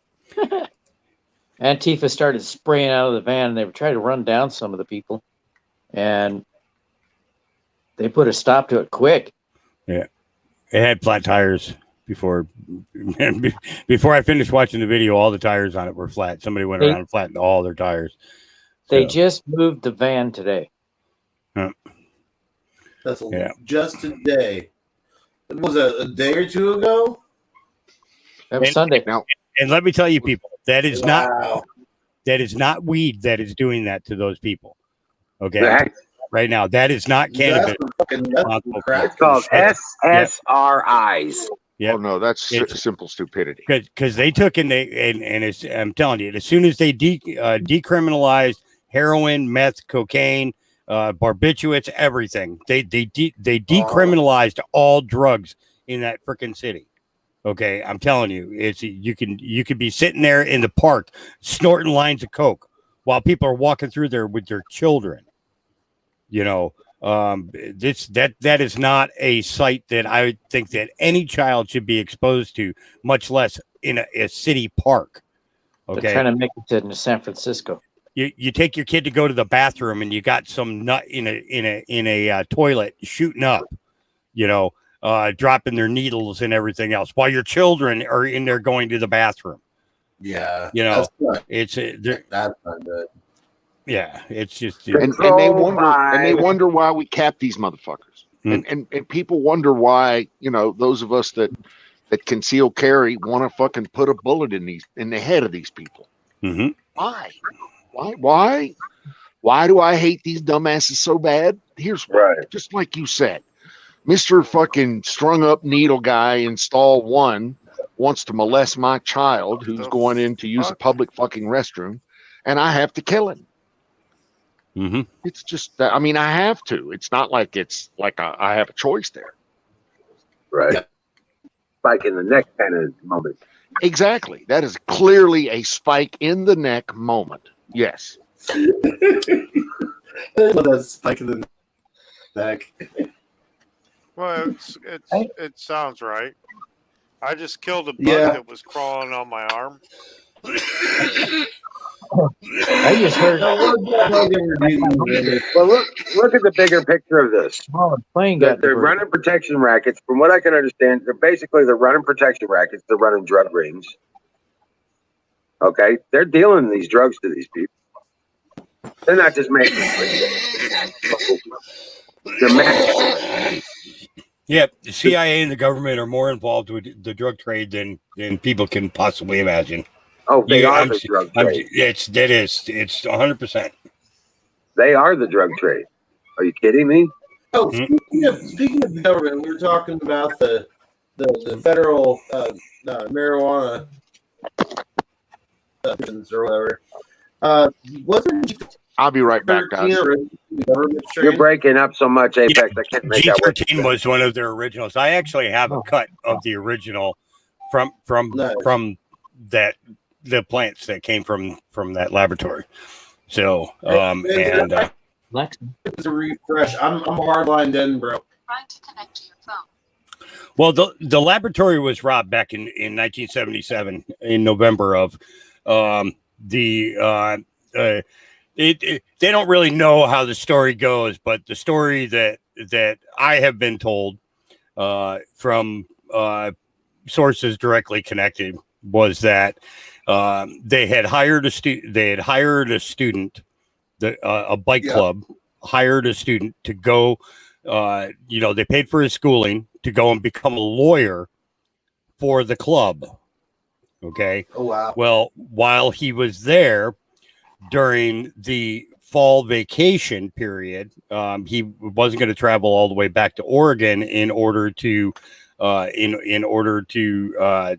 Because just everything he left behind was just bad, so he stayed at the college. Well, during that period of time, they came in and hung up the notices that they were hiring students for the federal program. Okay. Now this was in 1976. Okay.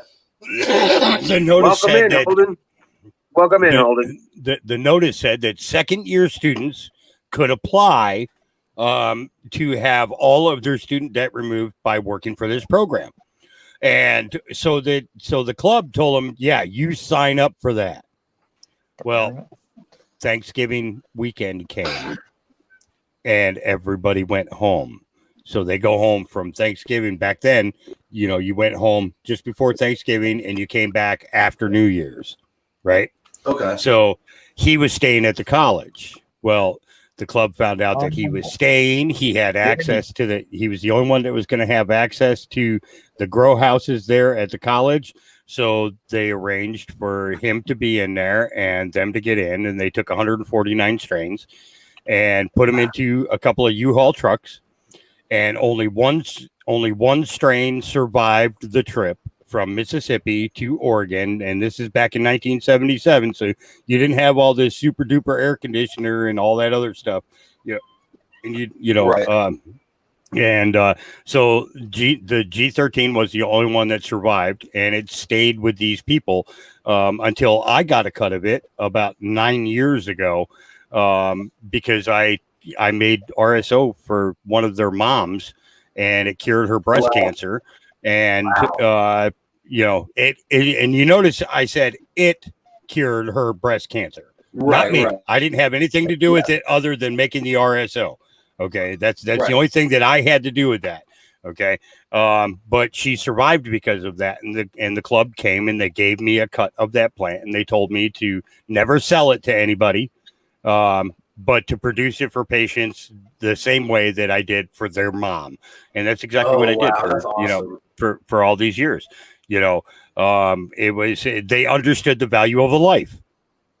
That's and awesome. That's what it is. You think about what that person contributes to your community. And when you look at it on that basis, that old guy who down on the corner that makes every kid smile every single day, kind of thing. And then all of a sudden that guy's gone, and the kids don't have anybody smiling to them anymore, kind of thing. Right. That even that simple of a person, that's a big part of every community, and we never know what we have until it's gone, so instead of having things disappear, let's enjoy these things by keeping everybody around longer. Right. See, and that's just my feeling that weed should just be free. Everyone should be able to grow it if they need it. Well, absolutely. It's this is the thing is but I understand I understand the technicalities of what people believe because of kids having access. Okay, listen, if a parent takes and makes a shed in their backyard, grow it in your shed, keep it locked, be sensible and everything else. And have conversations about it as a medicine instead of a recreational implement. I'm going to go get high. I'm going to go medicate. Right. And that's the thing is that I've found so often there's just this fine, fuzzy gray line between the medical side and the recreational side. Well, I kind of joke around from time to time, and I'll tell you all, you've heard me say it before, there's a lot of people alive because I smoke weed, and it's not a joke. Yeah. I agree with Wiz. I'm even more, 1,000% more, even the same. People are alive today because I'm stoned. Yeah. Other people are alive because I'm stoned. Yeah, exactly. It's kind of like the medicine that calms the beast within us. Yeah. Oh, I know Lemmy knows what we're talking about. So here's one for you. You're driving through a state that only has medical. Okay. Right. Now in Oregon, what they asked you to do was, okay, we're going to give you your medical marijuana card, but these are the things we have a couple of things that we would ask you to do. One, anytime you're transporting any cannabis or any smoking devices, please keep them in your trunk, in a locked trunk. Okay, that's a simple, easy request, right? Okay, so you don't have joints and roaches out on the seats, as you're driving down the road and shit like that. Yeah, that's sensible, right? And then the other thing is out of public view. Okay. Yeah. So out of public view means don't sit in the park and smoke it. Go off into the woods somewhere, smoke it, and then come back out and enjoy the park. Or smoke at home and then go enjoy the park. Don't do it out there. Incognito it into a pin or Yeah. the next lesson that I learned was language, using proper language in order to convey the importance of the medical side of this, not just the getting high side. Is that when somebody says to you, "Hey, do you got pot?" I said, "That's my medicine." I never refer to it as weed, pot, or anything else. It's always medicine. Okay. And then there was a time that I got pulled over, and I did have a medicinal delivery device on my seat, a pipe. Okay. I had an 8-inch pipe sitting on my seat, on my passenger seat. I had just bought it. Okay. Nothing had ever been smoked out of it. Okay. I was getting it home and I was going to try it out. Okay. So this cop pulls me over, and as he's talking to me, he notices the pipe. He says, "Oh, you got a pot pipe there." I said, "What?" I'm like looking around, acting all kinds of stupid, right? And he's like, "Right there on the seat." I said, "You talk about this?" And he's like, "Yeah, that." I said, "That's a medicinal delivery device." He says, "It's a what?" I said, "It's a medicinal delivery device." I said, when a person has diabetes, I said, they have to carry a syringe. So do you walk around claiming that every syringe that you find is part of diabetes, or do you look at it as a possible drug inclination? And he says, "Well, I would think that they're a drug addict." And I was like, "Well, see, that's why I'm getting you to understand. Here is my medical marijuana card. So that means that I am dispensed medicine. That is my medicinal delivery device. That is how I consume my medicine. By law, I can have a medicinal delivery device." And it got me out of a huge thing, because I'll tell you, just a couple of days later, a friend of mine admitted that he had a pipe sitting in the little cubby there next to his emergency brake, and he got 3.5 years. Oh, damn. That's rough. So understand, the language that you use can actually reflect upon how the officer sees the situation. Getting them to understand the importance of medicine and medical needs far outweighs the attitude of, "Well, yeah, that's my pipe." Yeah. Right. That makes sense. I've had some awesome conversations with police officers who actually want to learn about the medical side, okay, and understand the medicinal value, okay. And I have more respect for those officers than those who just have the attitude, "Oh, that's just wacky weed and everything else." No, it's not. No, it's not. People have been programmed, through this BS mockingbird system that they have currently going on, okay? Yeah. Because they want you to believe that what is good is bad and what's bad is good. Why do you think opiates are so important in everybody's lives right now? Because they made you believe that the worst on the planet was the best for the planet. Yeah. Like oil. Man. Prime example. The oil is the blood of the earth. And if you're draining all the blood out of the freaking earth, expect earthquakes. Expect them. Because now the plates get to grind against each other instead of having this oil lubricant where they get to shift and move.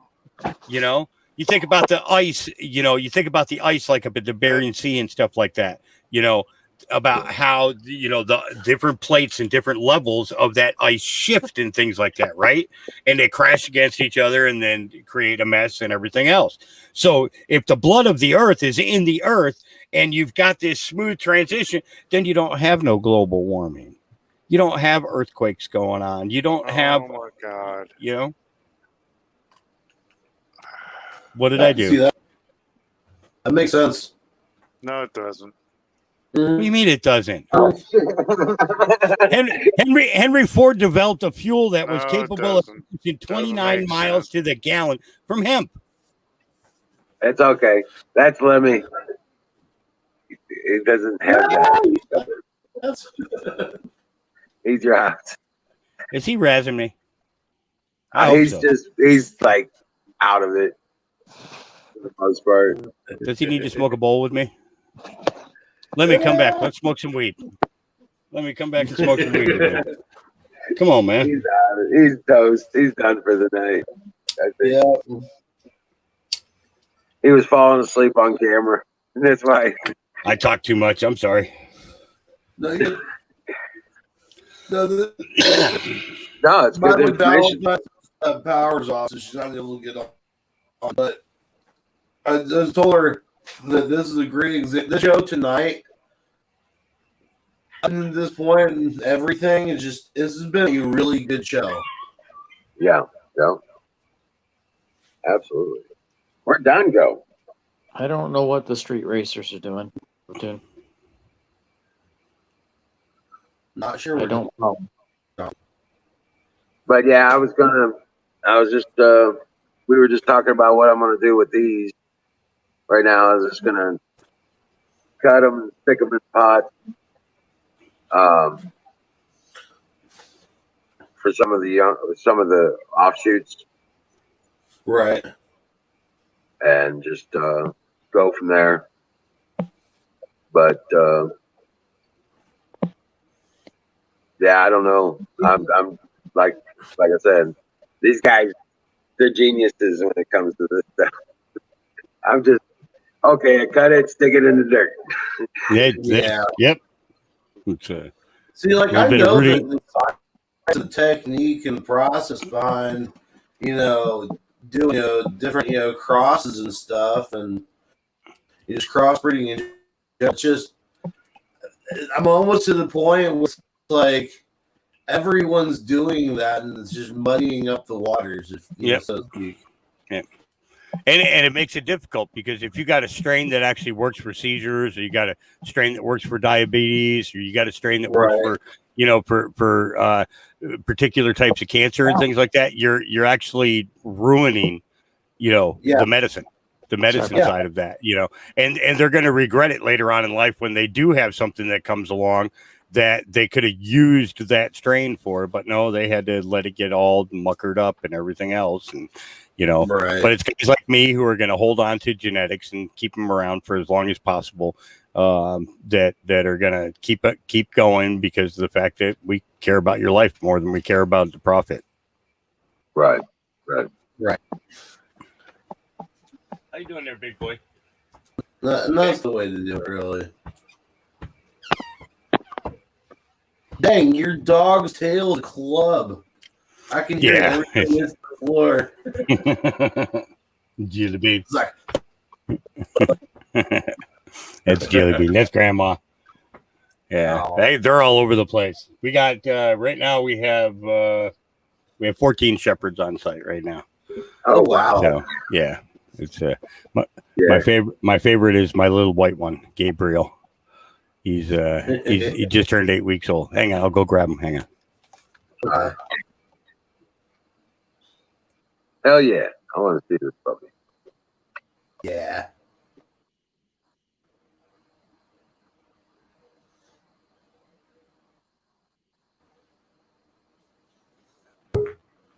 Mouse in the house. Mouse is in the house. Hey, what's up? What's on your mind, Zach? What up?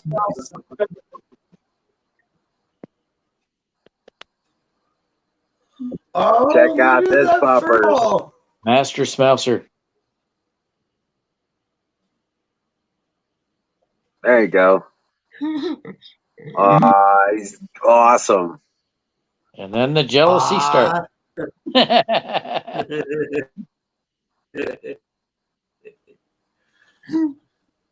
Puppers. He's got a black tip on his ear, huh?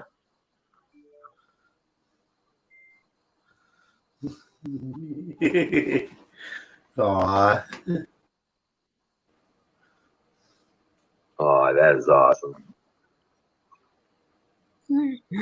That's a lot of dogs. That's a lot of dogs.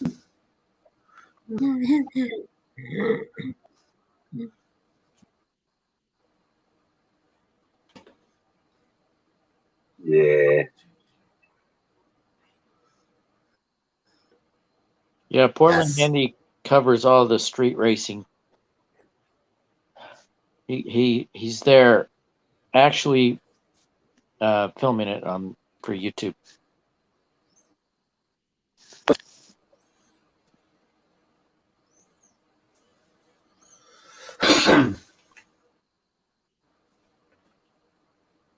So what's going on, Zach? Well, I mean, there's worse things you could do.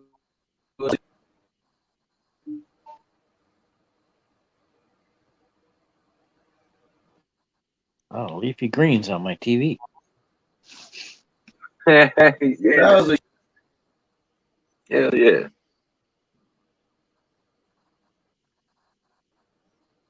How many dogs do you have? He said 14. Holy crap. I only had Well, 8. he's got puppies right now. Yeah. At the most, I only had 8. Well, if Princess gives birth to a full batch, then I'm going to have probably about 14 dogs here soon. You know what I'm saying? So Baron, the big boy that's laying over here, him and Lucy made 13 pups, and Baron and Kube, where are you? She's outside drinking water. Him and Kube produced 11 pups. Now the thing is he's only got one nut. When he was a puppy, his sibling chewed off one of his nuts. Oh, shit. Okay. Not kidding. Chewed off one of his nuts. So he's only got one nut, and he's popping out 11 and 13 puppies. That's a potent line there. That's a potent line. Imagine if he had 2 nuts, what number of puppies would be? Mother setter had 12 pups. Yeah. So we do 2 litters a year. Sometimes we'll have a mistake and have 3, just because we can't. Yeah. We don't catch them pairing up quick enough. But it's the kennel house is almost built. Once that gets done, that'll be great because then the males get separated during the heat cycles, and we'll be able to control that. So, they got their own beds and they took over my office. It's obvious if you haven't noticed. Right. My couch is completely lined with dogs most of the time. Same thing with the beds on the floor. So I actually wrote Mike Lindell telling him that I wish that he made family-sized dog beds instead of just regular size. I says, and I sent him a picture of all 26 dogs at one time, all grouped together. Oh, wow. And I said, can you make a bed big enough for this? I haven't heard it. He might be trying to fix the election, but I don't think he can fix the problem of making a bed big enough. Oh, right. Have you heard anything about that recently? I heard that the report was handed over to the attorneys for the Secretary of State, and that they're correlating all of the information and everything so that as they present it, everything's snafu. But I expect that when they come forward that information, I expect the internet to go down. I'm just stating a fact, because I mean, at this point here, mainstream media, I think people are really catching on to what's going on with them, and for those of you that are new to anything that I'm talking about, if you look up HR 4310, it was a bill that was signed at the beginning of 2013. And it was the Smith-Mundt Modernization Act, and it was added into our National Defense Authorization Act. Okay. Well, that gave permission for mainstream media to legally lie to you. Yep, it removed the propaganda law. In essence, it removed the propaganda. Right. Now the original, yeah. So the original Smith-Mundt Act was passed back in 1940, back in 1943, to Correct. stop any propaganda that the Germans wanted to put into the American airwaves. It put a stop to that. Now, it also authorized HR 4310. 4310. Okay. Yep, correct. And, basically, when Obama signed that, he, basically authorized them to be able to produce propaganda to use against the American people. Okay. Yep. We, understand that as soon as that happened, we became enemy combatants. Yep. Every American citizen. Say that number one more time. I'm sorry. HR 4310. Okay. 4310. HR 4310. Got it. I'm gonna read through this right now. Oh yeah, it's very interesting to look at that and understand, that Operation Mockingbird started back in 1945. Okay, and it was put on hold. It's been used, but it wasn't weaponized against us. It began being weaponized against us back in 1963 upon the Kennedy assassination. The Free America Act, yeah. Yeah. Well, I mean, because if you think about it like this, no, don't be chewing on that box. Those are my books. Leave them alone. I got one of the bigger pups in here. That's a little Liberty there. In 1963, okay, well, the easiest way to think about it is like this: to understand what the news has done to us. Guys like Walter Cronkite, and what's her name, Barbara Walters, Sam Jennings, all these guys. Okay. A large percentage of them were farm trained. What do I mean by farm trained?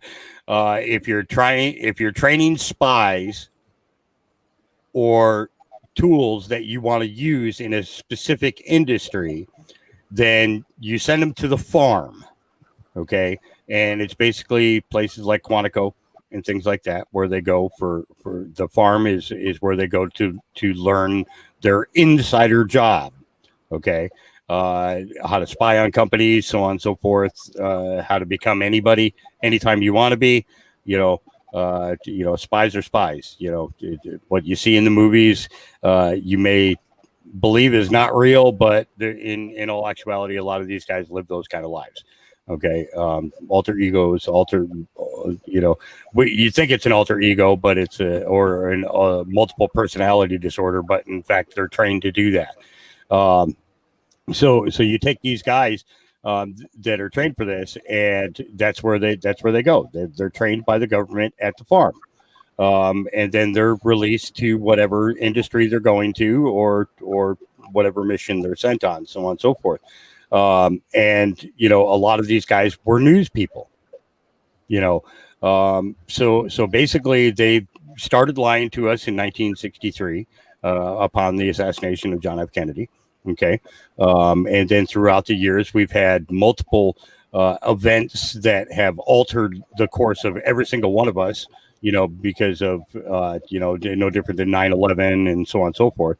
But these events have basically kept the American people moving farther and farther into a fearful situation.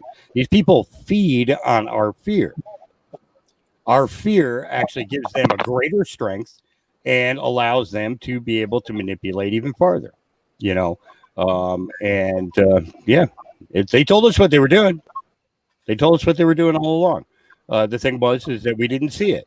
So I think that the clincher of getting people to actually focus that much on the news was that white Bronco going down the California highway with miles and miles of cops behind them.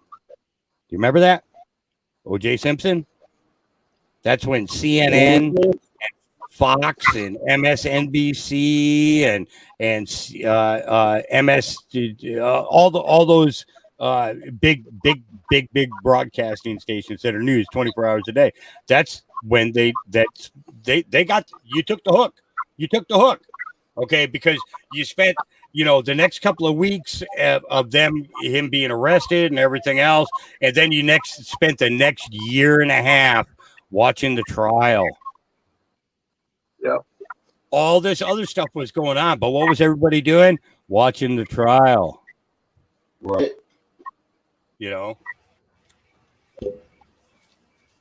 Yeah, false. Actually, that's actually a good way of putting that, Lemmy. I like that. False evidence appearing real. There you go. I like that. That's a cool one, dude.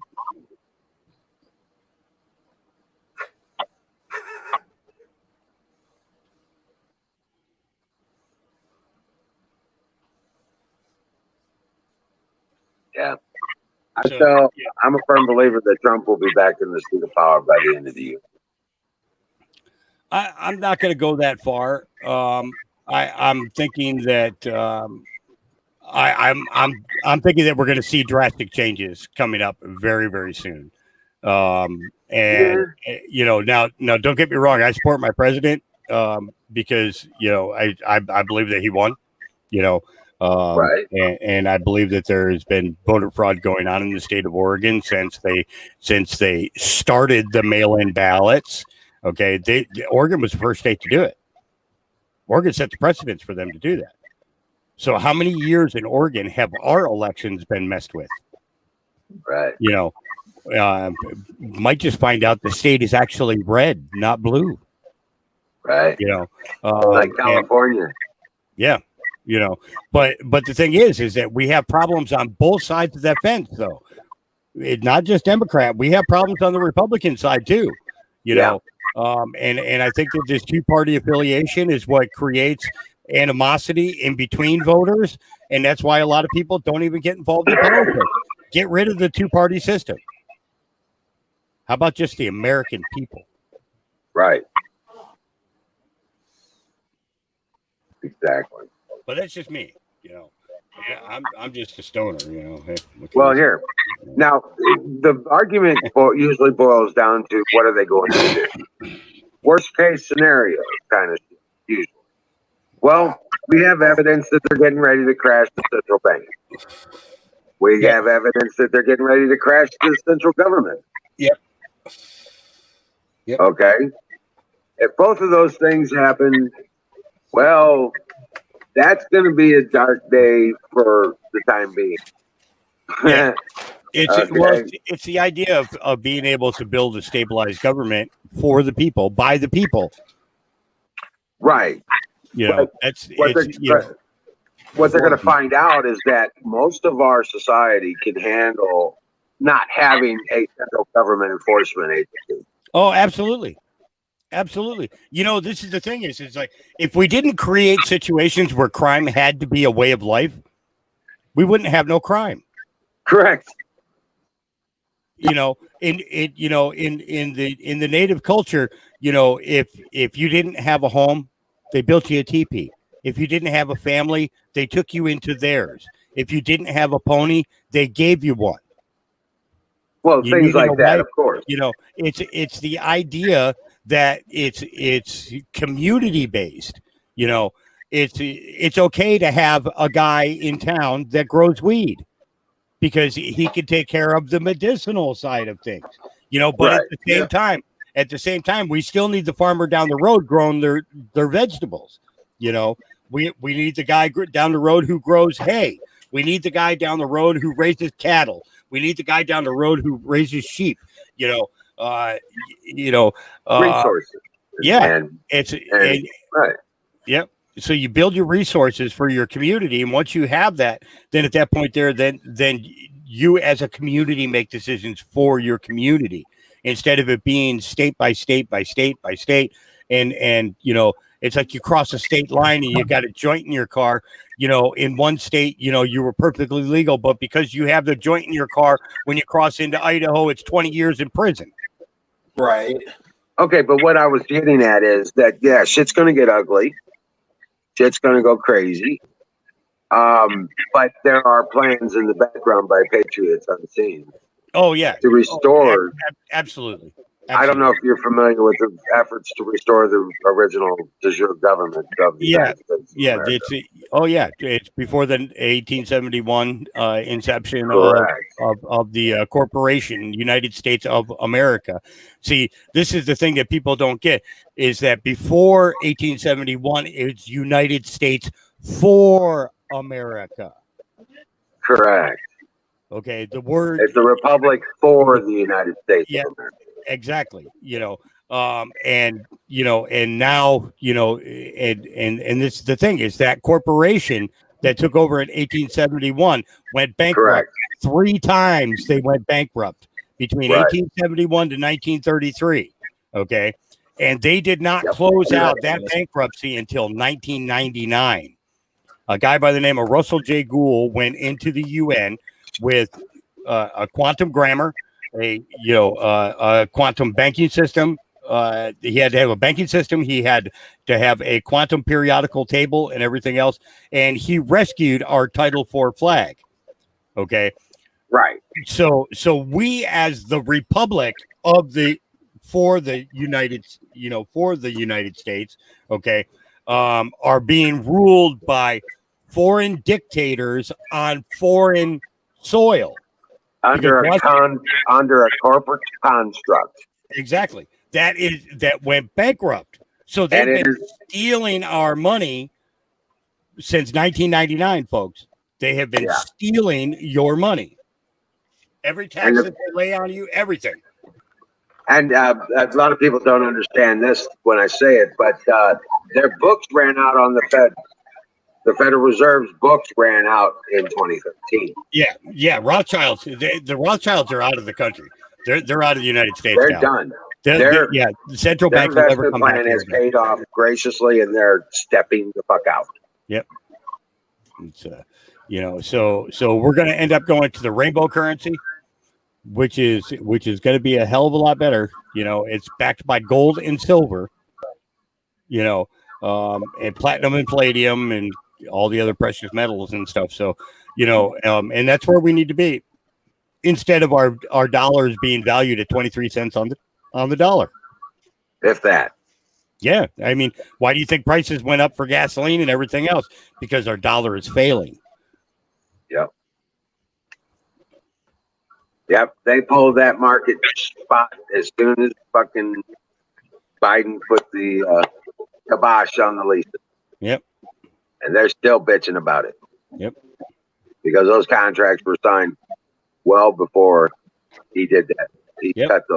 Well, that's no different than the border wall. I mean, they have such a small section of wall that needs to be finished.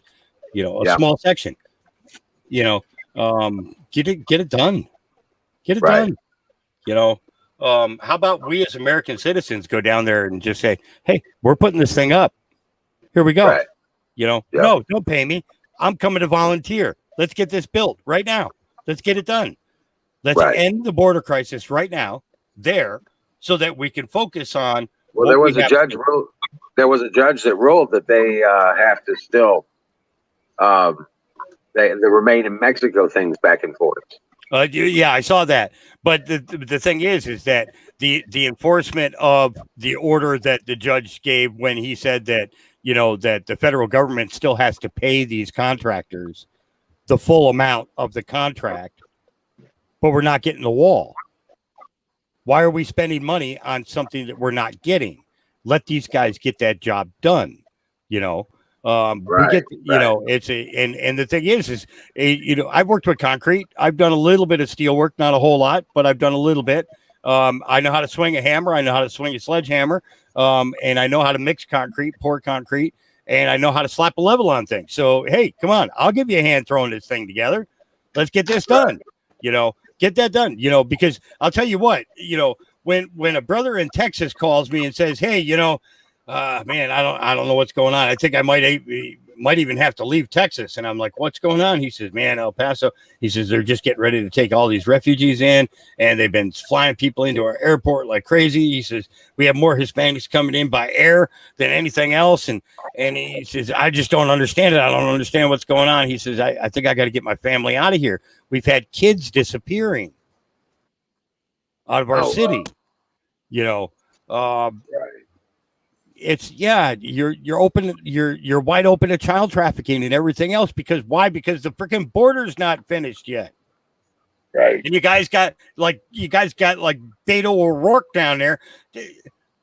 Beto just freaking moved to Mexico. You want to be so much a part of that community? Move to fucking Mexico. Right. Get the fuck out of our country. It's like, what the? Yeah. Gotcha. I know the feeling. I'm going to sit back and be quiet and smoke a bowl now. Right, fire in the bowl. Brought to you by Sausage Gravy Farms. Josh.com. What's going on, Zachary? Go ahead. Go for it, Zach. I did a podcast tonight. Might get a strike for it, though, because I showed a factual video. Oh, man. Oh, shit. That's stick to your gun. Keep up the fight. And have a second channel pre-built so you can go to that right off the bat.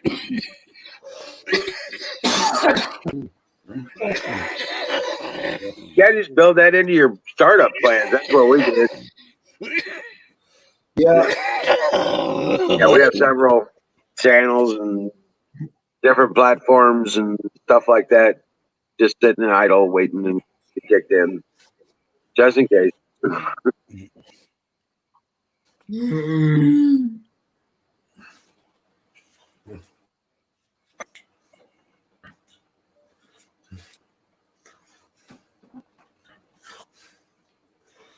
Oh, that's your podcast there. Okay, I popped in earlier. I said hi and stuff. I think I said something about not being able to find my pants or something. And right. then I got sidetracked because I saw Pat's marijuana flag up behind him, and I was like, oh, I got to check out and see what Pat's doing tonight, and it's all. Rock on.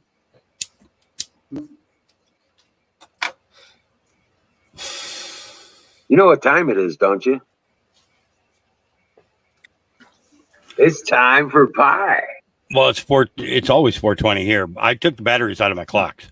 It's time for pie. It's time for pie. It's always 4:20. Sorry, 4:20. Backup channel in the chat. Oh, right on. Good. But now it's time for pie. Get Cat to make you like 4 more backup channels so you can just go from one to the next, to the next, to the next, to the next. Don't even mess around. Yep. Right. I like what 1776 did that one time. Just kept adding the number onto the end. Yeah. Yeah. That's it.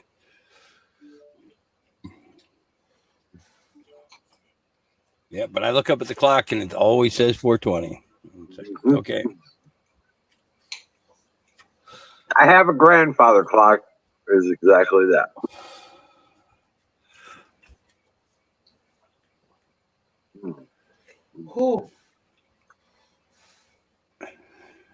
I'm still here. Need to clean house. Oh man, yeah, that's not always my favorite job. Absolutely. Especially when you got all these dogs. Well, he's been bachelor living since his wife went to Philly. Oh, right on. Right, so he ain't even clean shit. He's having fun. Yeah, that's when paper plates, plastic cups come in really handy. It's keep one big black plastic bag in the kitchen. Dump all your food in there after you get done eating because you're not gonna freaking clean up after. Get a bunch of those aluminum baking pans and stuff like that to do all your, all your cooking in, so you can just throw them away. You ain't got to scrub no pans. Paper plates are your hero. Yeah. This is the first year we've had a kitchen out here on the farm.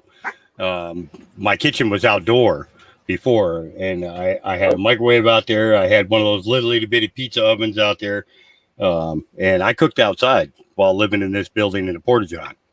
And now we got a full kitchen. You know, we got a stove, you know, with a broiler, everything, fridge and freezer, and everything else. So, you know, Rock on. What I miss? Oh, I've been on Pat's show for a while. Oh, okay. You missed it. It's Extraterrestrial Tuesday. Yeah, I was looking him up, but I We're couldn't find him. talking everything alien about weed. Ooh, hey, there's a strain called Alien Cookies. Yeah, you remember our aliens on Moonshine strain? Oh, that was yummy. Yeah, that was Very yummy. that was a good one. Aliens on Moonshine. It's a Nice. and we crossed that with something. What the hell was it? We crossed that with. I really want to say it was Black Destroyer. It probably was. Alien Destruction. Yeah. Yeah. It was Alien Destruction. Yeah. Yeah. Aliens on Moonshine. Very interesting strain. We got that from a place over in Amsterdam. And the plant grew all kinds of weird. It was a 3-leaf strain. You know, Oh, wow. So you know, it was 3 points on a leaf, and that was it. You know, you didn't have all the, you didn't have a 7, 9, or a 13. What are you going for? Oh, what do you need?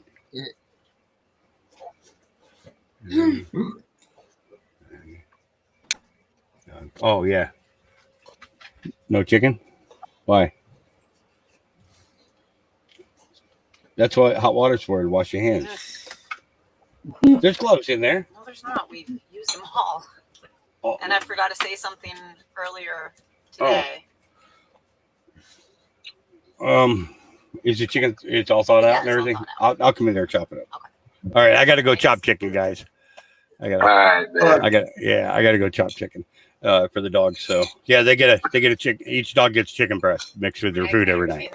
It's the proteins, the proteins that they get from that, along with the food that they get, best hips, leg development, and shit like that. So they're, they're obviously happy dogs because they're still here. Right. I should say I'm still here. I haven't been eaten yet, so I'm doing okay. Go have fun, Hawk. All right, brothers. You guys take care. Have a great night. All right. Come back soon. Yeah, I will. Just need the wrench. So, yeah, I gave it to her. I gave her the wrench.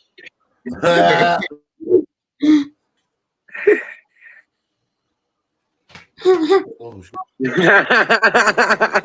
You like that, huh?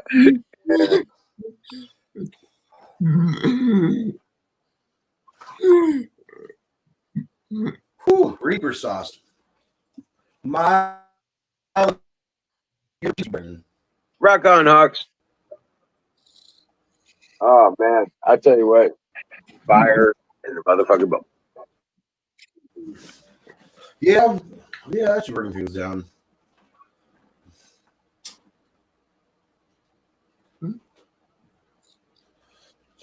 Well, you're on the wrong channel then because we can't do six pack. We can't give you a wrench there.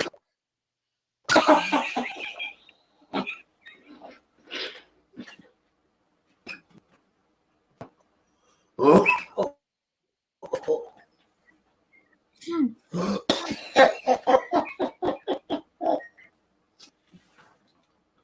Dang. Oh, damn.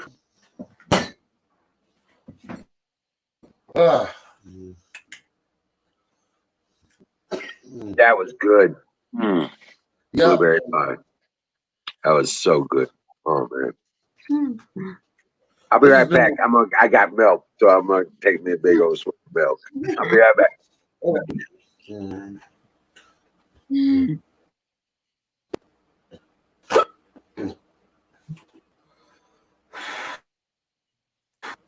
My mouth is on fire.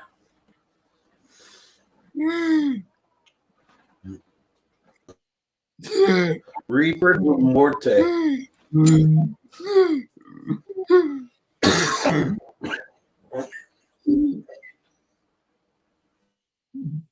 Oh man.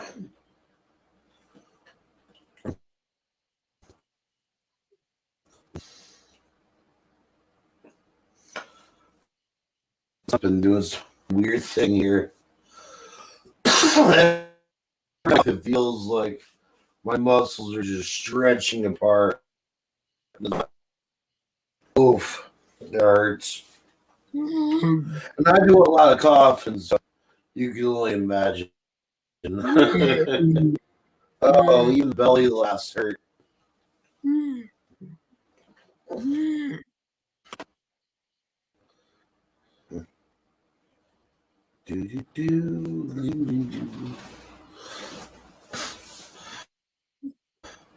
So how's it going, Zach?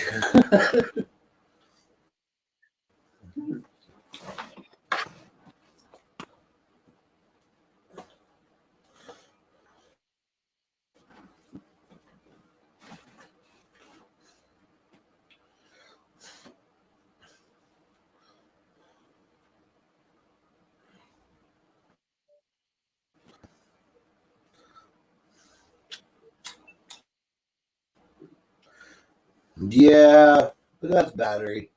That seems like a normal thing. Oh man, that was good.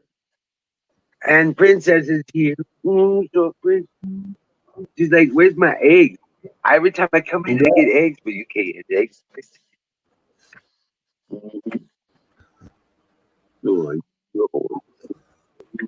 What's up, Zach? Click on my handyman app, so I'll probably be working on your spot app. Oh, right on. Cool. See, that's my bubbers. Is that Ranger there? See? No, that's Princess. Oh, is it? Oh. Yeah, she's as big as well. Ranger's a little bigger. Ranger's a little bigger, but he's not pretty. No. She's so pretty. I got this bag. It was like this full, Oh wow! and now I'm down to that. You didn't need to take. How long did you have that bag? Oh, almost a year. Oh. Yeah. Yeah. Dude, this stuff at the dollar store. Yeah, this is awesome. Oh man, dude. Oh yeah. Mango nectar. This stuff is great. You got to take more than one drink though. If you take just one short drink, it won't taste that good. But when you take 2 to 3 swallows, oh man, that you get all. It's like you have 100% juice. Mm-hmm. Okay. Yeah, I think so. Some mooch out of that. We'll make some mooch out of that. It is from concentrate though. Yeah. What's up, Zach? By the way, Kay, if you're still listening, I hope you're doing okay and I still love you. She's supposed to be hitting the fucking button and coming up on screen. That's just a minute, and we don't know how long a minute is.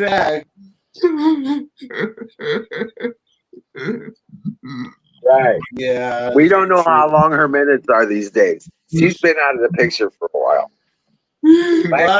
Last time she was getting better. She was getting better about it, but this last minute has been about 25 minutes now. So, apparently, Tow Truck needs to get your attention. Okay, what's up, Tow Truck? Got my attention.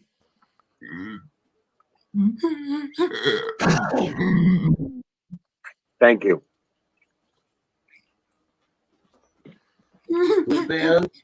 Tow Truck, what's the deal? What you need? bro.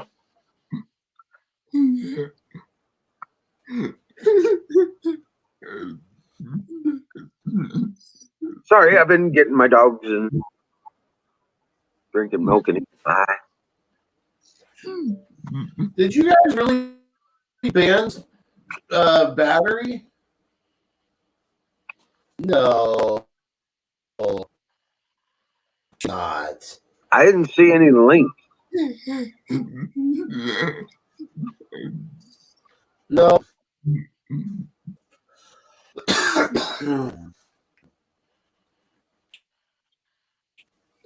Oh, there are links. No, never mind. I do it back. You have liver and kidney cancer. You gotta come. You gotta come in to post that. From the normal chat.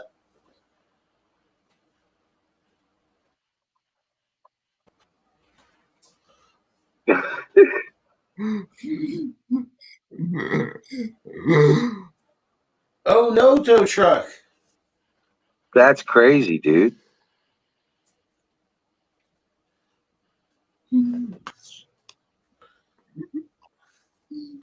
Wow. We can copy your comment. You gotta come in and do that.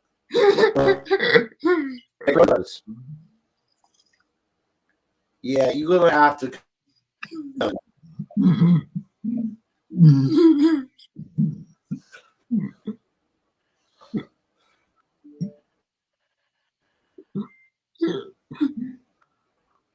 Oh wow. Left in rain. Oh shit. That's not good.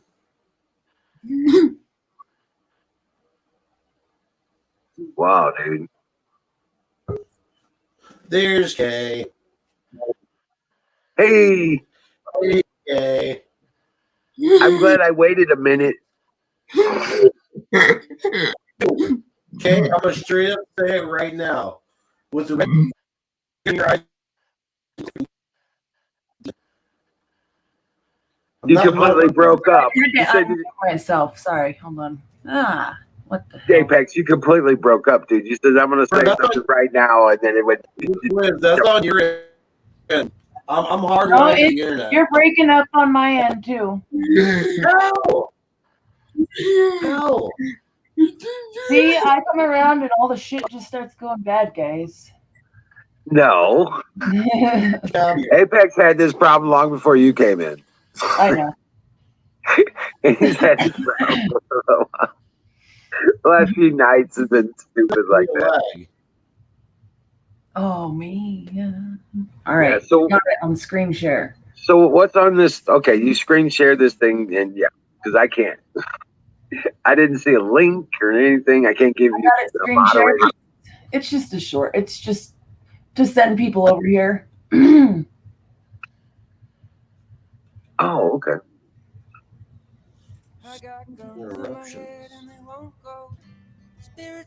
Oh, what the fuck? Where's the sound? Hold on. Motherfucker.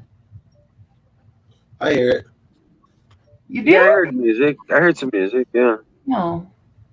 Look, that says as American as apple pie. Ha ha ha. Spirits in my head and they won't.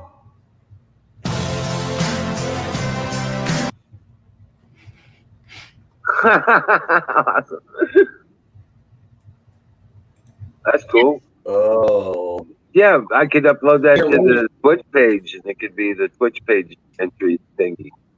Oh, I gotta work on one for Zach's. I actually started working on one for Zach's channel. I have a couple of different ones I've worked on for other people.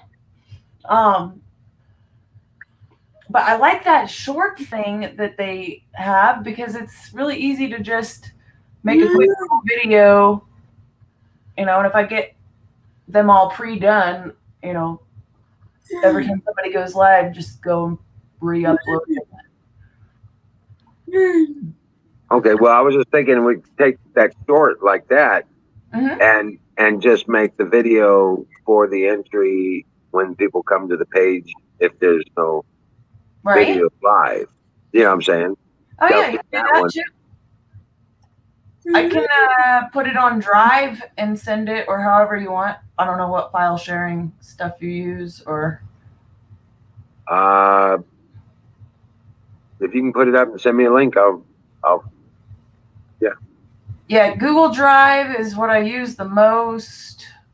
I use Mega I for. don't use anything Google, so I know I hate Google, but it's so fucking easy to use that shit. Because the phones are all just fucking set up for it. But I actually like using Mega because it's all encrypted.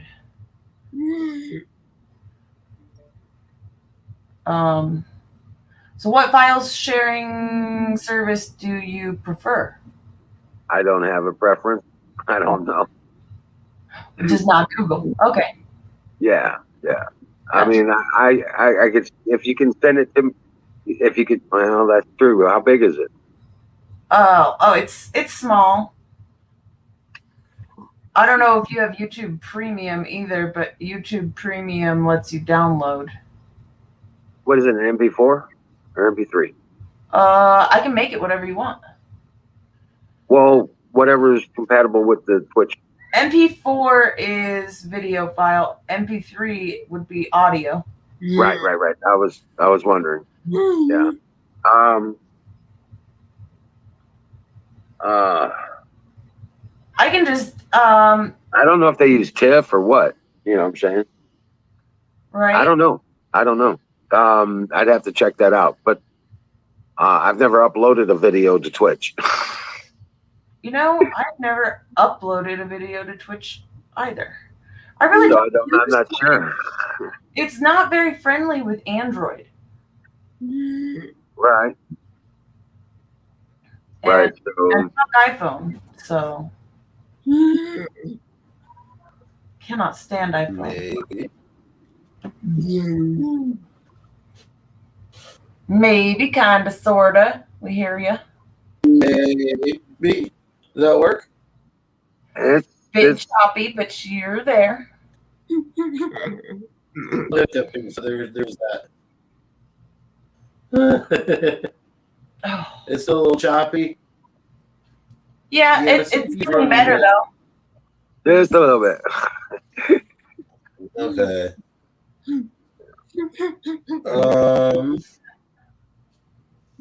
Yeah. Over a month sober.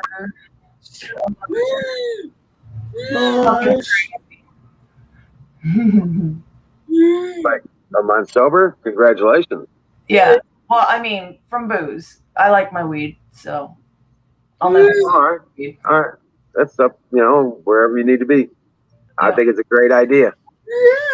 Weed isn't killing my organs, so. Correct. It's not killing your pocket and your life. Yeah, and I really don't smoke a whole lot. I mean, I have been smoking a whole lot more since quitting drinking, but. Right. Ugh. But that's understandable, getting through the detox. Oh my gosh. Honestly, the first week, I was ready to rip everybody's fucking heads off.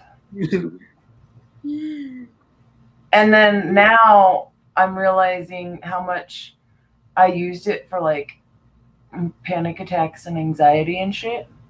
Right. Because, stay drunk and you're pretty numb to all that. Right. Although I wasn't even getting drunk anymore. I was like attempting to start drinking again because I know it would work. You realize how much time you have on your hands. Huh? Now you realize how much time and money you actually were spending on it that you didn't have. Oh my gosh. Yeah. You had time. It was taking your evenings. And it takes your mornings too, because you're out 2, 3, 4 o'clock in the morning.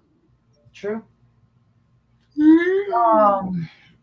Yeah, the sleeping it helped with my sleep a lot though too. So that's something I've been trying to figure out what the fuck to do. Melatonin doesn't work. No. I'm all you have to do. What Zach does and just fucking NyQuil myself. No. Well, no. There's only one way to get through that I've ever found to be successful. What's that? And it's a pain in the ass, but you have to stay up. You get up in the morning, you do your day. And instead of doing your nighttime routine, you make sure that you keep a schedule all the way through to the next morning and do your day.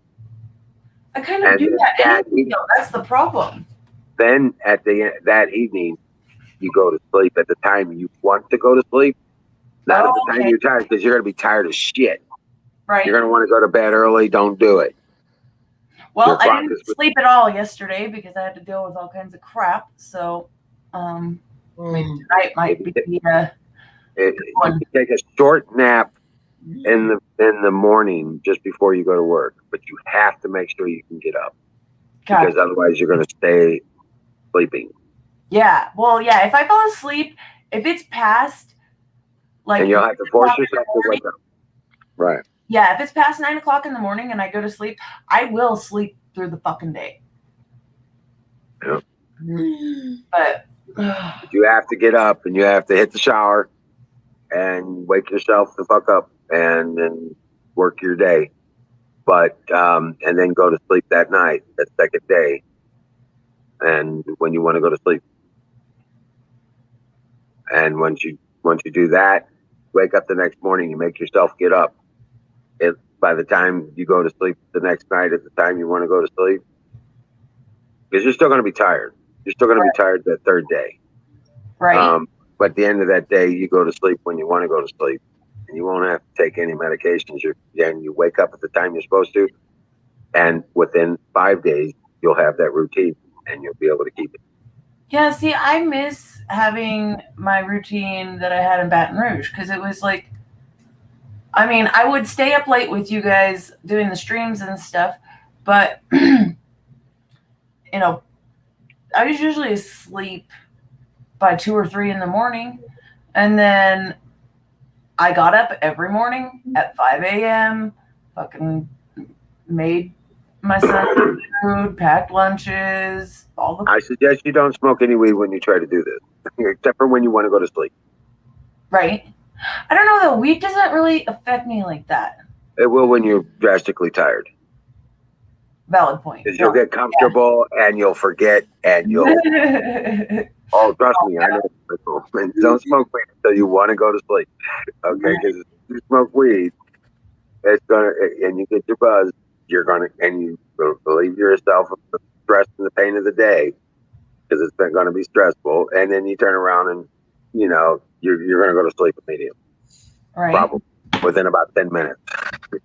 And then turn around and you wake up when you need to. And in the next evening, you do it again. Right. So that's what I'm saying.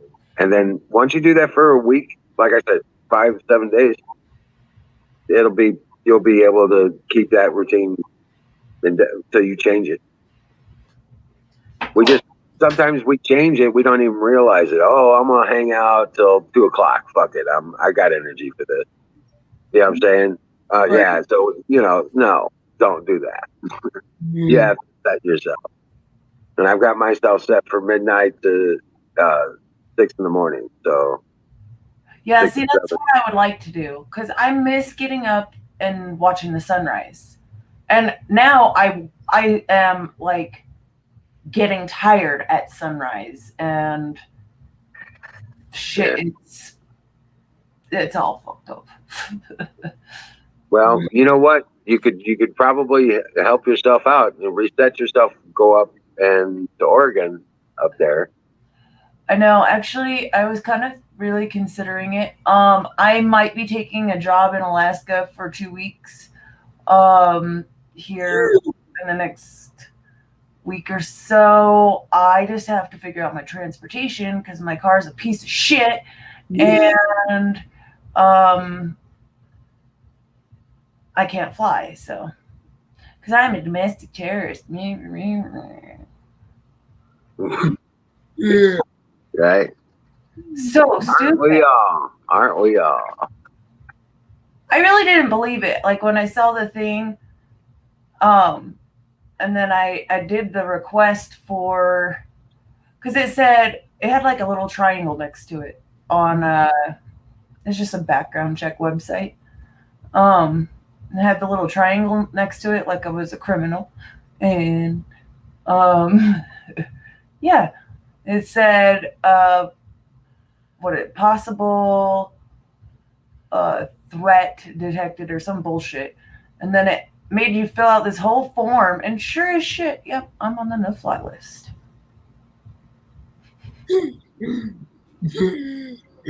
So stupid. But my car has literally taken a shit on me every day this week, and then last night power steering pump went out. Well, and I had let somebody change my battery out for me, and this is why I don't let fucking idiots work on my car. Even if it is the stupidest thing, because it's usually the stupidest thing that fucks you. Yeah.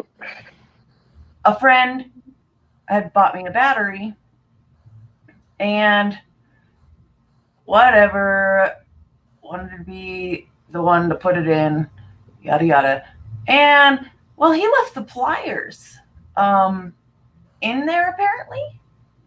So yeah, my fan for my fucking my cooling fan, my radiator fan, fucking fucked. I'm like, thank you. Wow. Mm-hmm. Yep. And then my tire, I just got a new tire today, so I'm gonna mount that tomorrow. I don't know if have you ever used the hairspray trick to mount a tire? I've used WD-40. Oh, okay. Yeah. Same concept. Right. I just don't have really accessibility for hairspray. Right. Well, I stopped using hairspray like 12 years ago. So I have like 10 fucking cans of aerosol hairspray that have sat in my van forever. But Right. yeah, I don't use any of that crap in my hair anymore. I like shampoo, conditioner, and then that argan oil. That's it.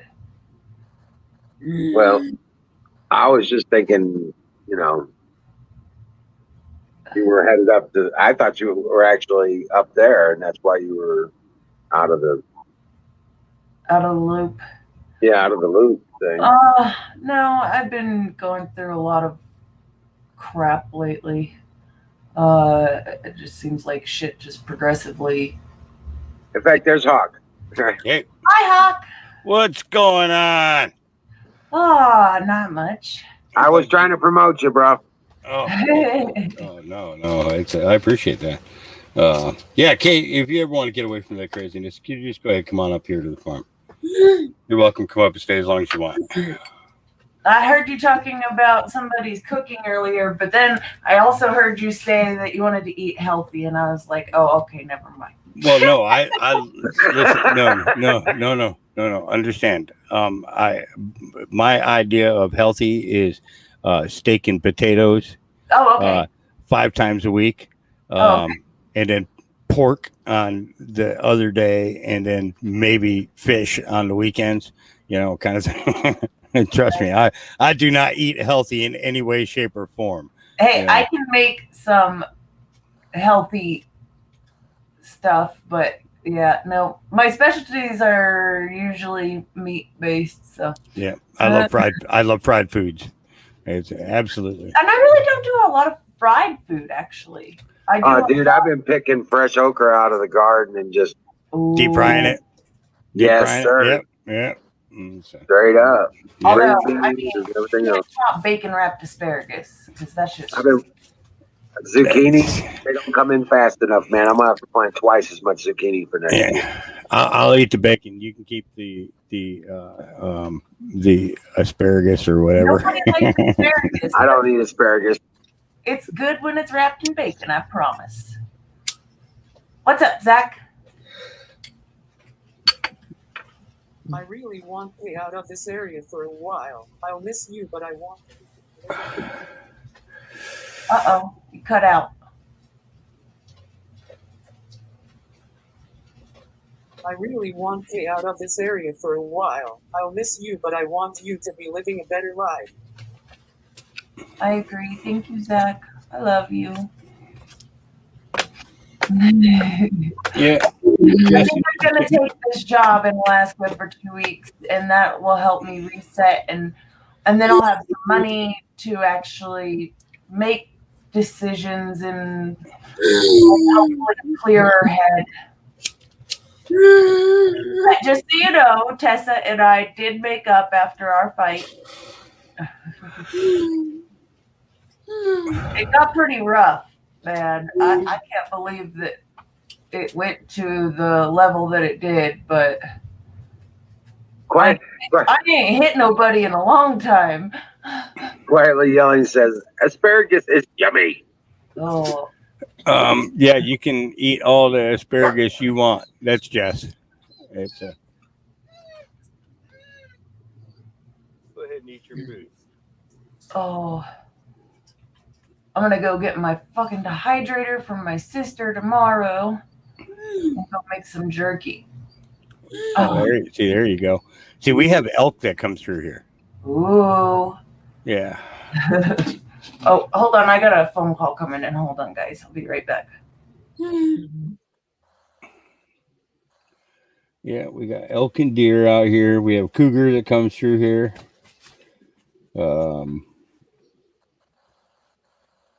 There's a bunch of places up here to hunt.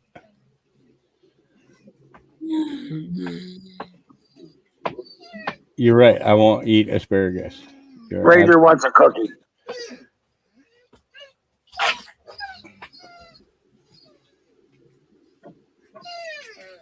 What's up? What's up? What's Dad beating you up for? Huh? What's Dad beating you up for? What'd you do? What'd you do? Why's Dad beating you up? Huh?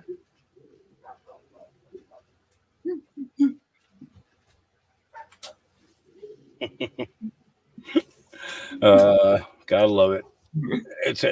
Even dogs have family drama.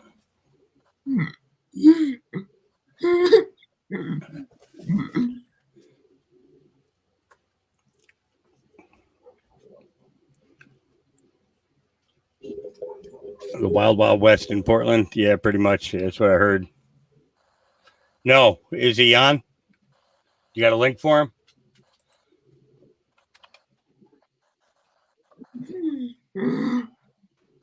Let's see if I can pull up. Oh yeah, he is up here. Okay.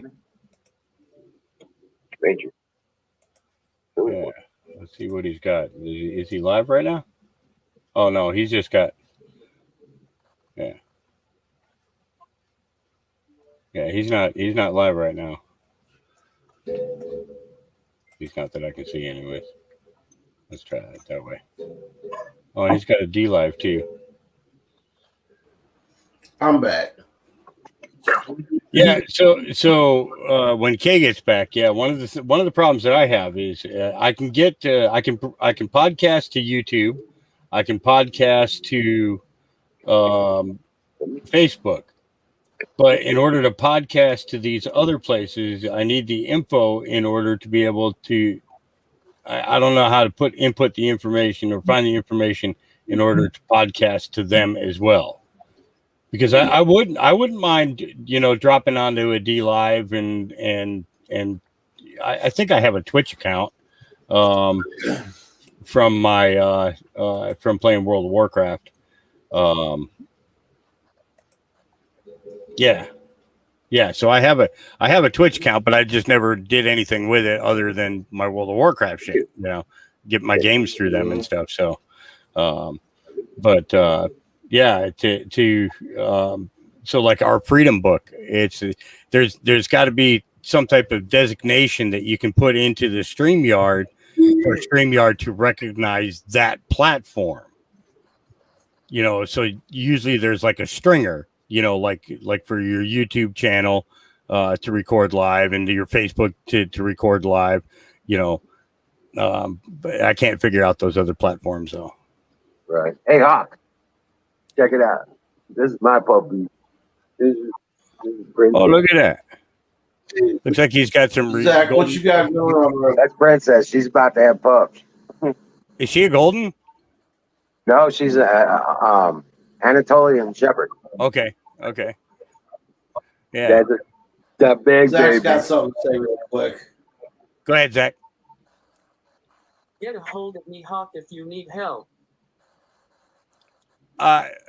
Okay.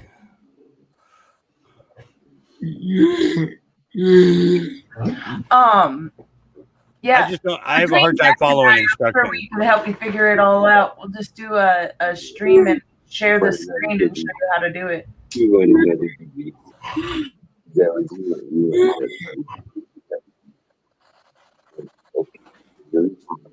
Yeah, because that was there. Then if they take down the YouTube video, I don't have to worry about it because it's saved on all the other platforms too. You know, and that's the thing. It's the idea of getting the truth out there. Period. That's all it is. You know.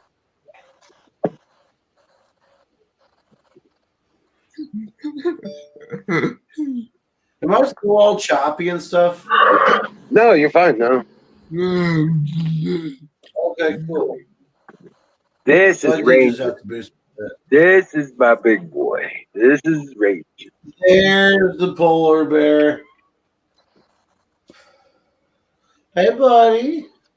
So how much do you think he weighs? How much do you think he weighs? He's right up just a little over 100 pounds right now. Yeah, Baron, the big boy that just went outside. He's going to go up to 140 to 165. Yeah, he's supposed to. His daddy is 180 pounds. Yeah, they get huge. Yeah, I expect he's going to be doing fine because we feed him. I've been feeding him eggs, vitamins, and the high protein dog food, and he's been eating squirrels and rabbits and possums, everything else outside. You know what I'm saying? Yep. Well, there's nothing like wild catch for him. Absolutely. Oh, right. Absolutely. Yeah. And they're one hell of a hunters too. Yep. Him and her together, they'll go out pack hunting. Oh, we wow. had a cat when I was in my teens. I was at one of the homes that I was at. They had a cat that would fish. Okay. they had the, you know, those little ponds that they self-made ponds in your yard type thing. Yeah. You know, yeah. well, they had one with this little bridge on there, right? And they would fill it up with goldfish all year round. Okay. And and the cat would go out there, lay down on the bridge, and just reach down with his paw and snag a fish. And it was freaking hilarious. It was freaking hilarious. But it was like the healthiest cat I had ever met in my life. I mean, muscles, everything. You know, it was like, it's when it walked, it was like, wow, even though you're a dude cat, you're sexy. You know, it's like, I'll be damned. You know, when you look at certain animals and the way that they walk, there's a certain pride in one that's super healthy and is eating just right and is really happy. The way that they walk can tell you everything about a dog, you know. I mean, everything, and the owner as well, as to whether that person takes good care of their animals and stuff like that. Was that a dog with a bear? Somebody's dragging a teddy bear? Because my dogs have stuffed animals too. So I just thought that was cool. No, my dog ate all his stuff. I usually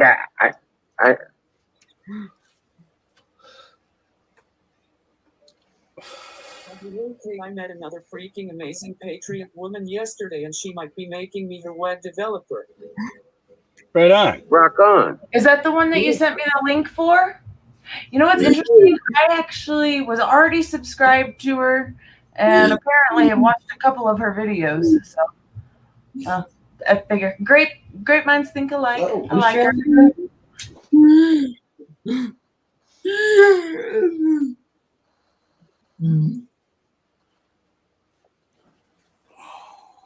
But yeah, no, I was looking at some of the feature stuff I want to do with my grow tables. I want to do some aquaponics. Yeah, there's nothing wrong with that. You know, hydro is not a bad way to go. Yeah. And I want to do it the synergistic way with the raising the fish the same time with the fish tanks, raising Yep. fish. Yep. You have the fish in your reservoir, and you feed directly from that. Yep. Correct. And if I can get the bio right in the tank, you never got to feed the plant. Mm-hmm. Whether you're growing weed or your food, you know what I'm saying? Either way.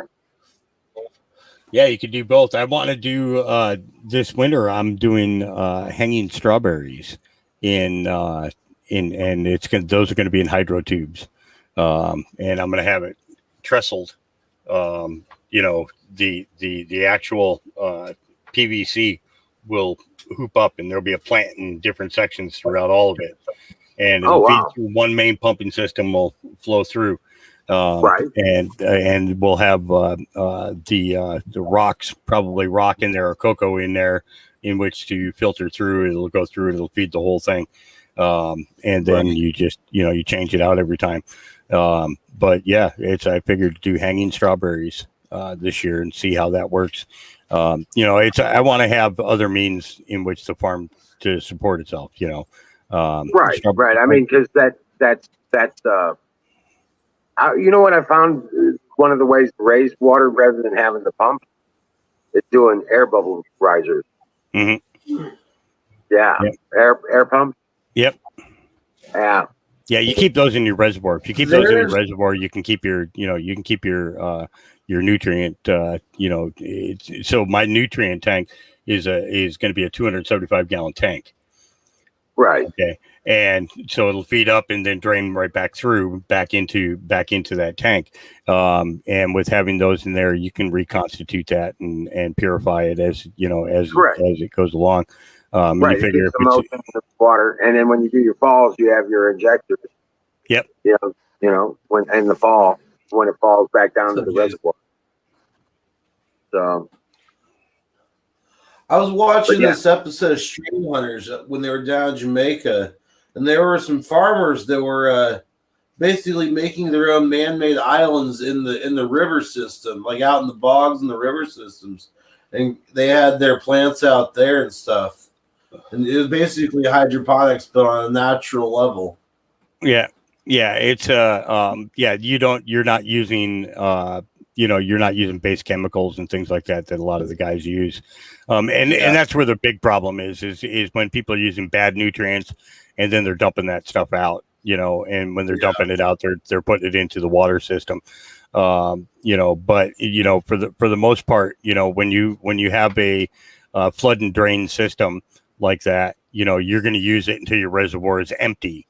So there is no waste, and you got nothing going into the ground, and you have nothing going into your natural water supply. When you're doing vegetables, that's going to be, or fruits, it's going to be a different thing. You're going to be using a different base of nutrient, in order to, keep them healthy. You could do time release pellets that are mixed in with the cocoa that you put in between in the tubes, right? So that they break down over a period of time, so that the plant is always getting food every time water goes through there. It's like, all different kinds of things, it's like welcome in, Jason Pearl.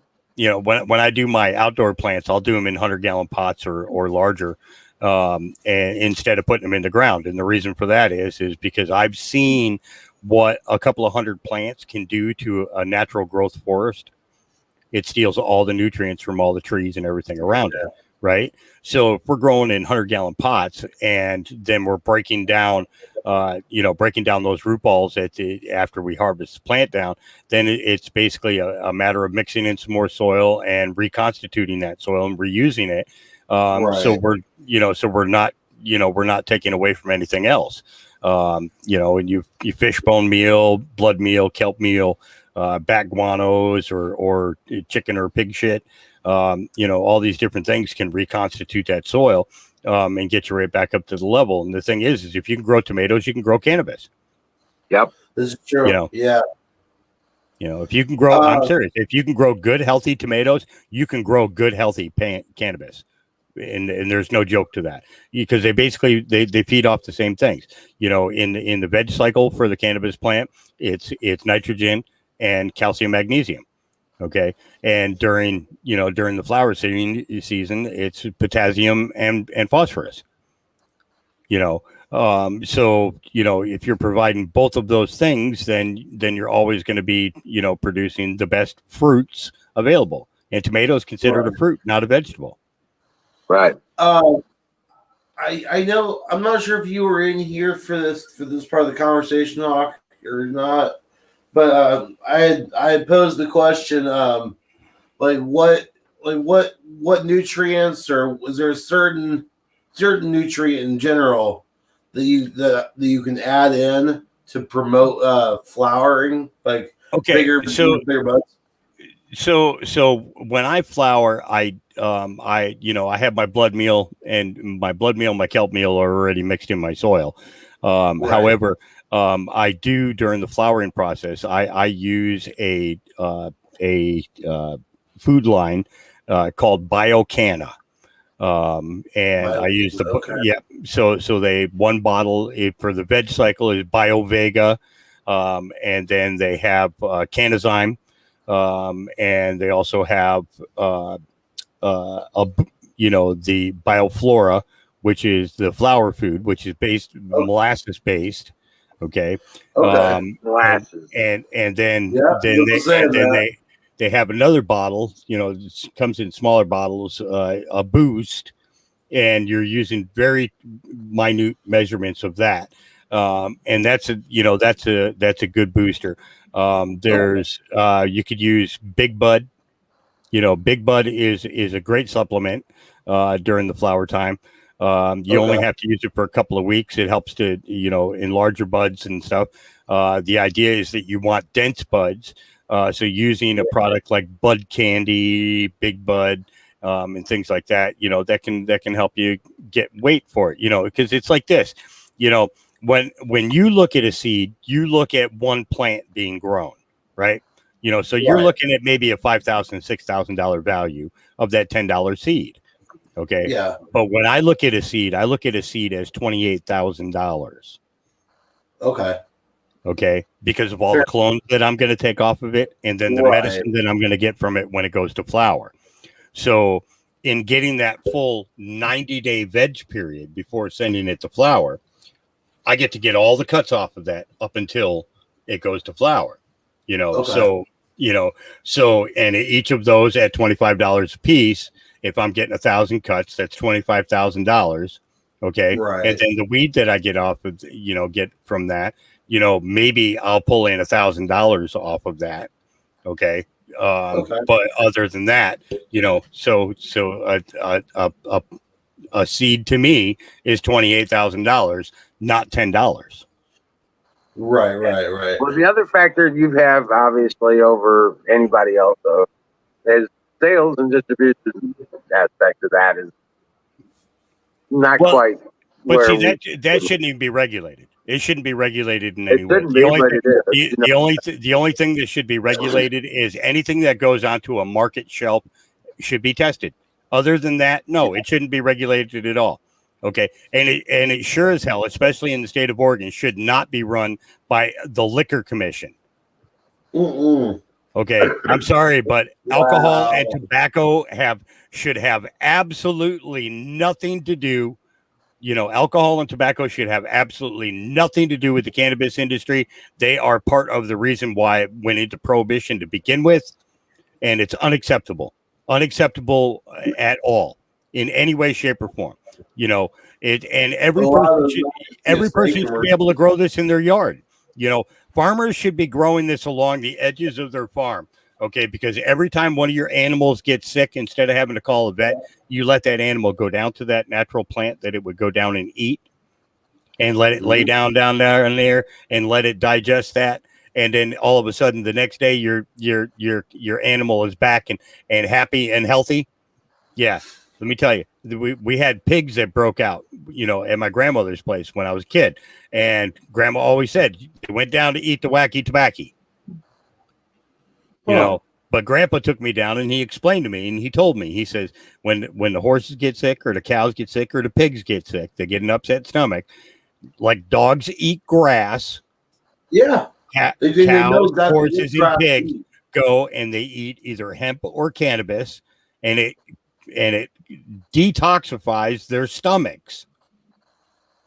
Right. Okay. And then next thing you know, they're back and they're healthy. And you're back to milking cows, or we have a farmer up the road who collects all of our cannabis leaves and feeds them to his pigs. Oh, nice. Okay. When he butchers a pig, you would swear to God that he was butchering a fat calf instead, because the meat comes out looking like beef. Okay. Oh, wow. And all he's feeding them is hemp and cannabis leaves. That's the pig's diet. Okay. I would like to get a hold of some of that pork. It's like incredible. And you don't get high from it. Wow. Yeah. But the hemp used to be used as a feed supplement instead of giving cows grains that are actually not super healthy for them. They would give them the cannabis or the hemp, and you had the healthiest cows on the freaking planet. The healthiest cattle on the planet was when they were feeding them hemp. Yep. Hey guys, I gotta hit it. Hitting the wall, man. Yeah, I'm not deep about that point myself, bro. I think we might go ahead and end it. Fine, you guys go ahead. I should probably. Yeah, I gotta get it, bro. Yeah, it's like I got another long hot day tomorrow. Yeah, I'm right on, it. Yeah. All right, guys. But yeah, it's been wonderful having you, Hawk. Thank you for coming up and hanging out and sharing all your information. Absolutely. You're welcome back anytime. We talk about this stuff all the time. Yeah, a lot of times I'm already on when you guys come on. I have my truther program that I do I used to do it nightly. Now I kind of it's not so much as slacking off. It's that I've got so much farm work and stuff to do. So sometimes all I have time for is jumping on and guesting somebody else. I'm feeling that too. I do. I got the rabbits and the chickens and the dogs and the gardens and building a mill and trying to actually, that would be a good conversation for the next time is rabbits, because Quietly Yelling, who's in the chat here, has been trying to talk me into raising rabbits out here. Oh man, I tell you what. So it don't take long. so we definitely need to take some time and get in contact with each other. Okay, absolutely. Have me fill my ear with what we would need to do, because my biggest thing is right now my dogs hunt all the rabbits on this property. Right. So it's like, first you have to build a menagerie. Put the cages in. Okay. Safety first. Okay, I get right. Dogs, rabbits usually don't get along together. So my dog is actually a protector. So you see her in the chat there? She's all smiley face. She's like, we need them. Well, Apex, if you want to hang out for just a little bit longer, that's all good too. Yeah. Oh, I'm good, bro. I gotta get up early in the morning, so we may as well. Okay. Yeah, I'm gonna fire up my show here in a couple of minutes. It's probably 10:30. I'll probably get all right. Put up your link. Yeah. So it's Hawks Mustard Seeds #3. I think. Is that where I'm at? I'm not. Let me check and make sure I'm not suspended on this one yet. It's But post up your LinkedIn. Oh yeah, I have to watch, dude. I'm telling you, I have to watch every time. Every time I have to, I have to be sure that there's supposed to be a thing here where it shows me what the hell my link is. Where in the hell is it? While you're doing that, thank you everybody for coming and hanging out with us. It has been a great night.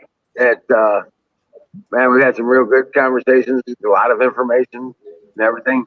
And you guys make it happen. So thank you. Absolutely. Thank you. Oh, there it is. Hey, God everyone each and every day. Right? What's that again? Yeah, I'm going to drop Hawk Mustard Seeds 3. Yep. Yeah, Hawks Mustard Seeds 3. Yeah. There we go. All right. All right. Did you put it in the private chat? Yeah, I put it in the private chat. I don't know if it comes up on the YouTube chat or not. Okay, I'll put it in. Because I don't have a wrench, so yeah. So, but all right, guys, you guys have a great night. It was great talking with you, though, man. It's nice to see people having conversations about cannabis and the effects and everything else, man. I think it's super important, and that's a topic that should be brought to the forefront over the next couple of years. You know, in pushing the legalization of it and free of regulations. So, I think that would be some hot stuff. So. Yeah. Well, here in Missouri, they've decriminalized it. There's no real regulation except for, you know, there are limits on plants that you can grow and mounts you can carry. Yeah. But pretty much there's no real criminal punishment for anything unless it's involved with something else. Yeah. So yeah. Just as long as you're keeping your head clean, that's all that matters. You know. Right. Responsible use. Kind of thing. Yep. Provide for your household. That's what that's what we all need to be able to do. All right. Peace, everybody. Good night, everybody. Dream well, Patriots, and we'll see you tomorrow night.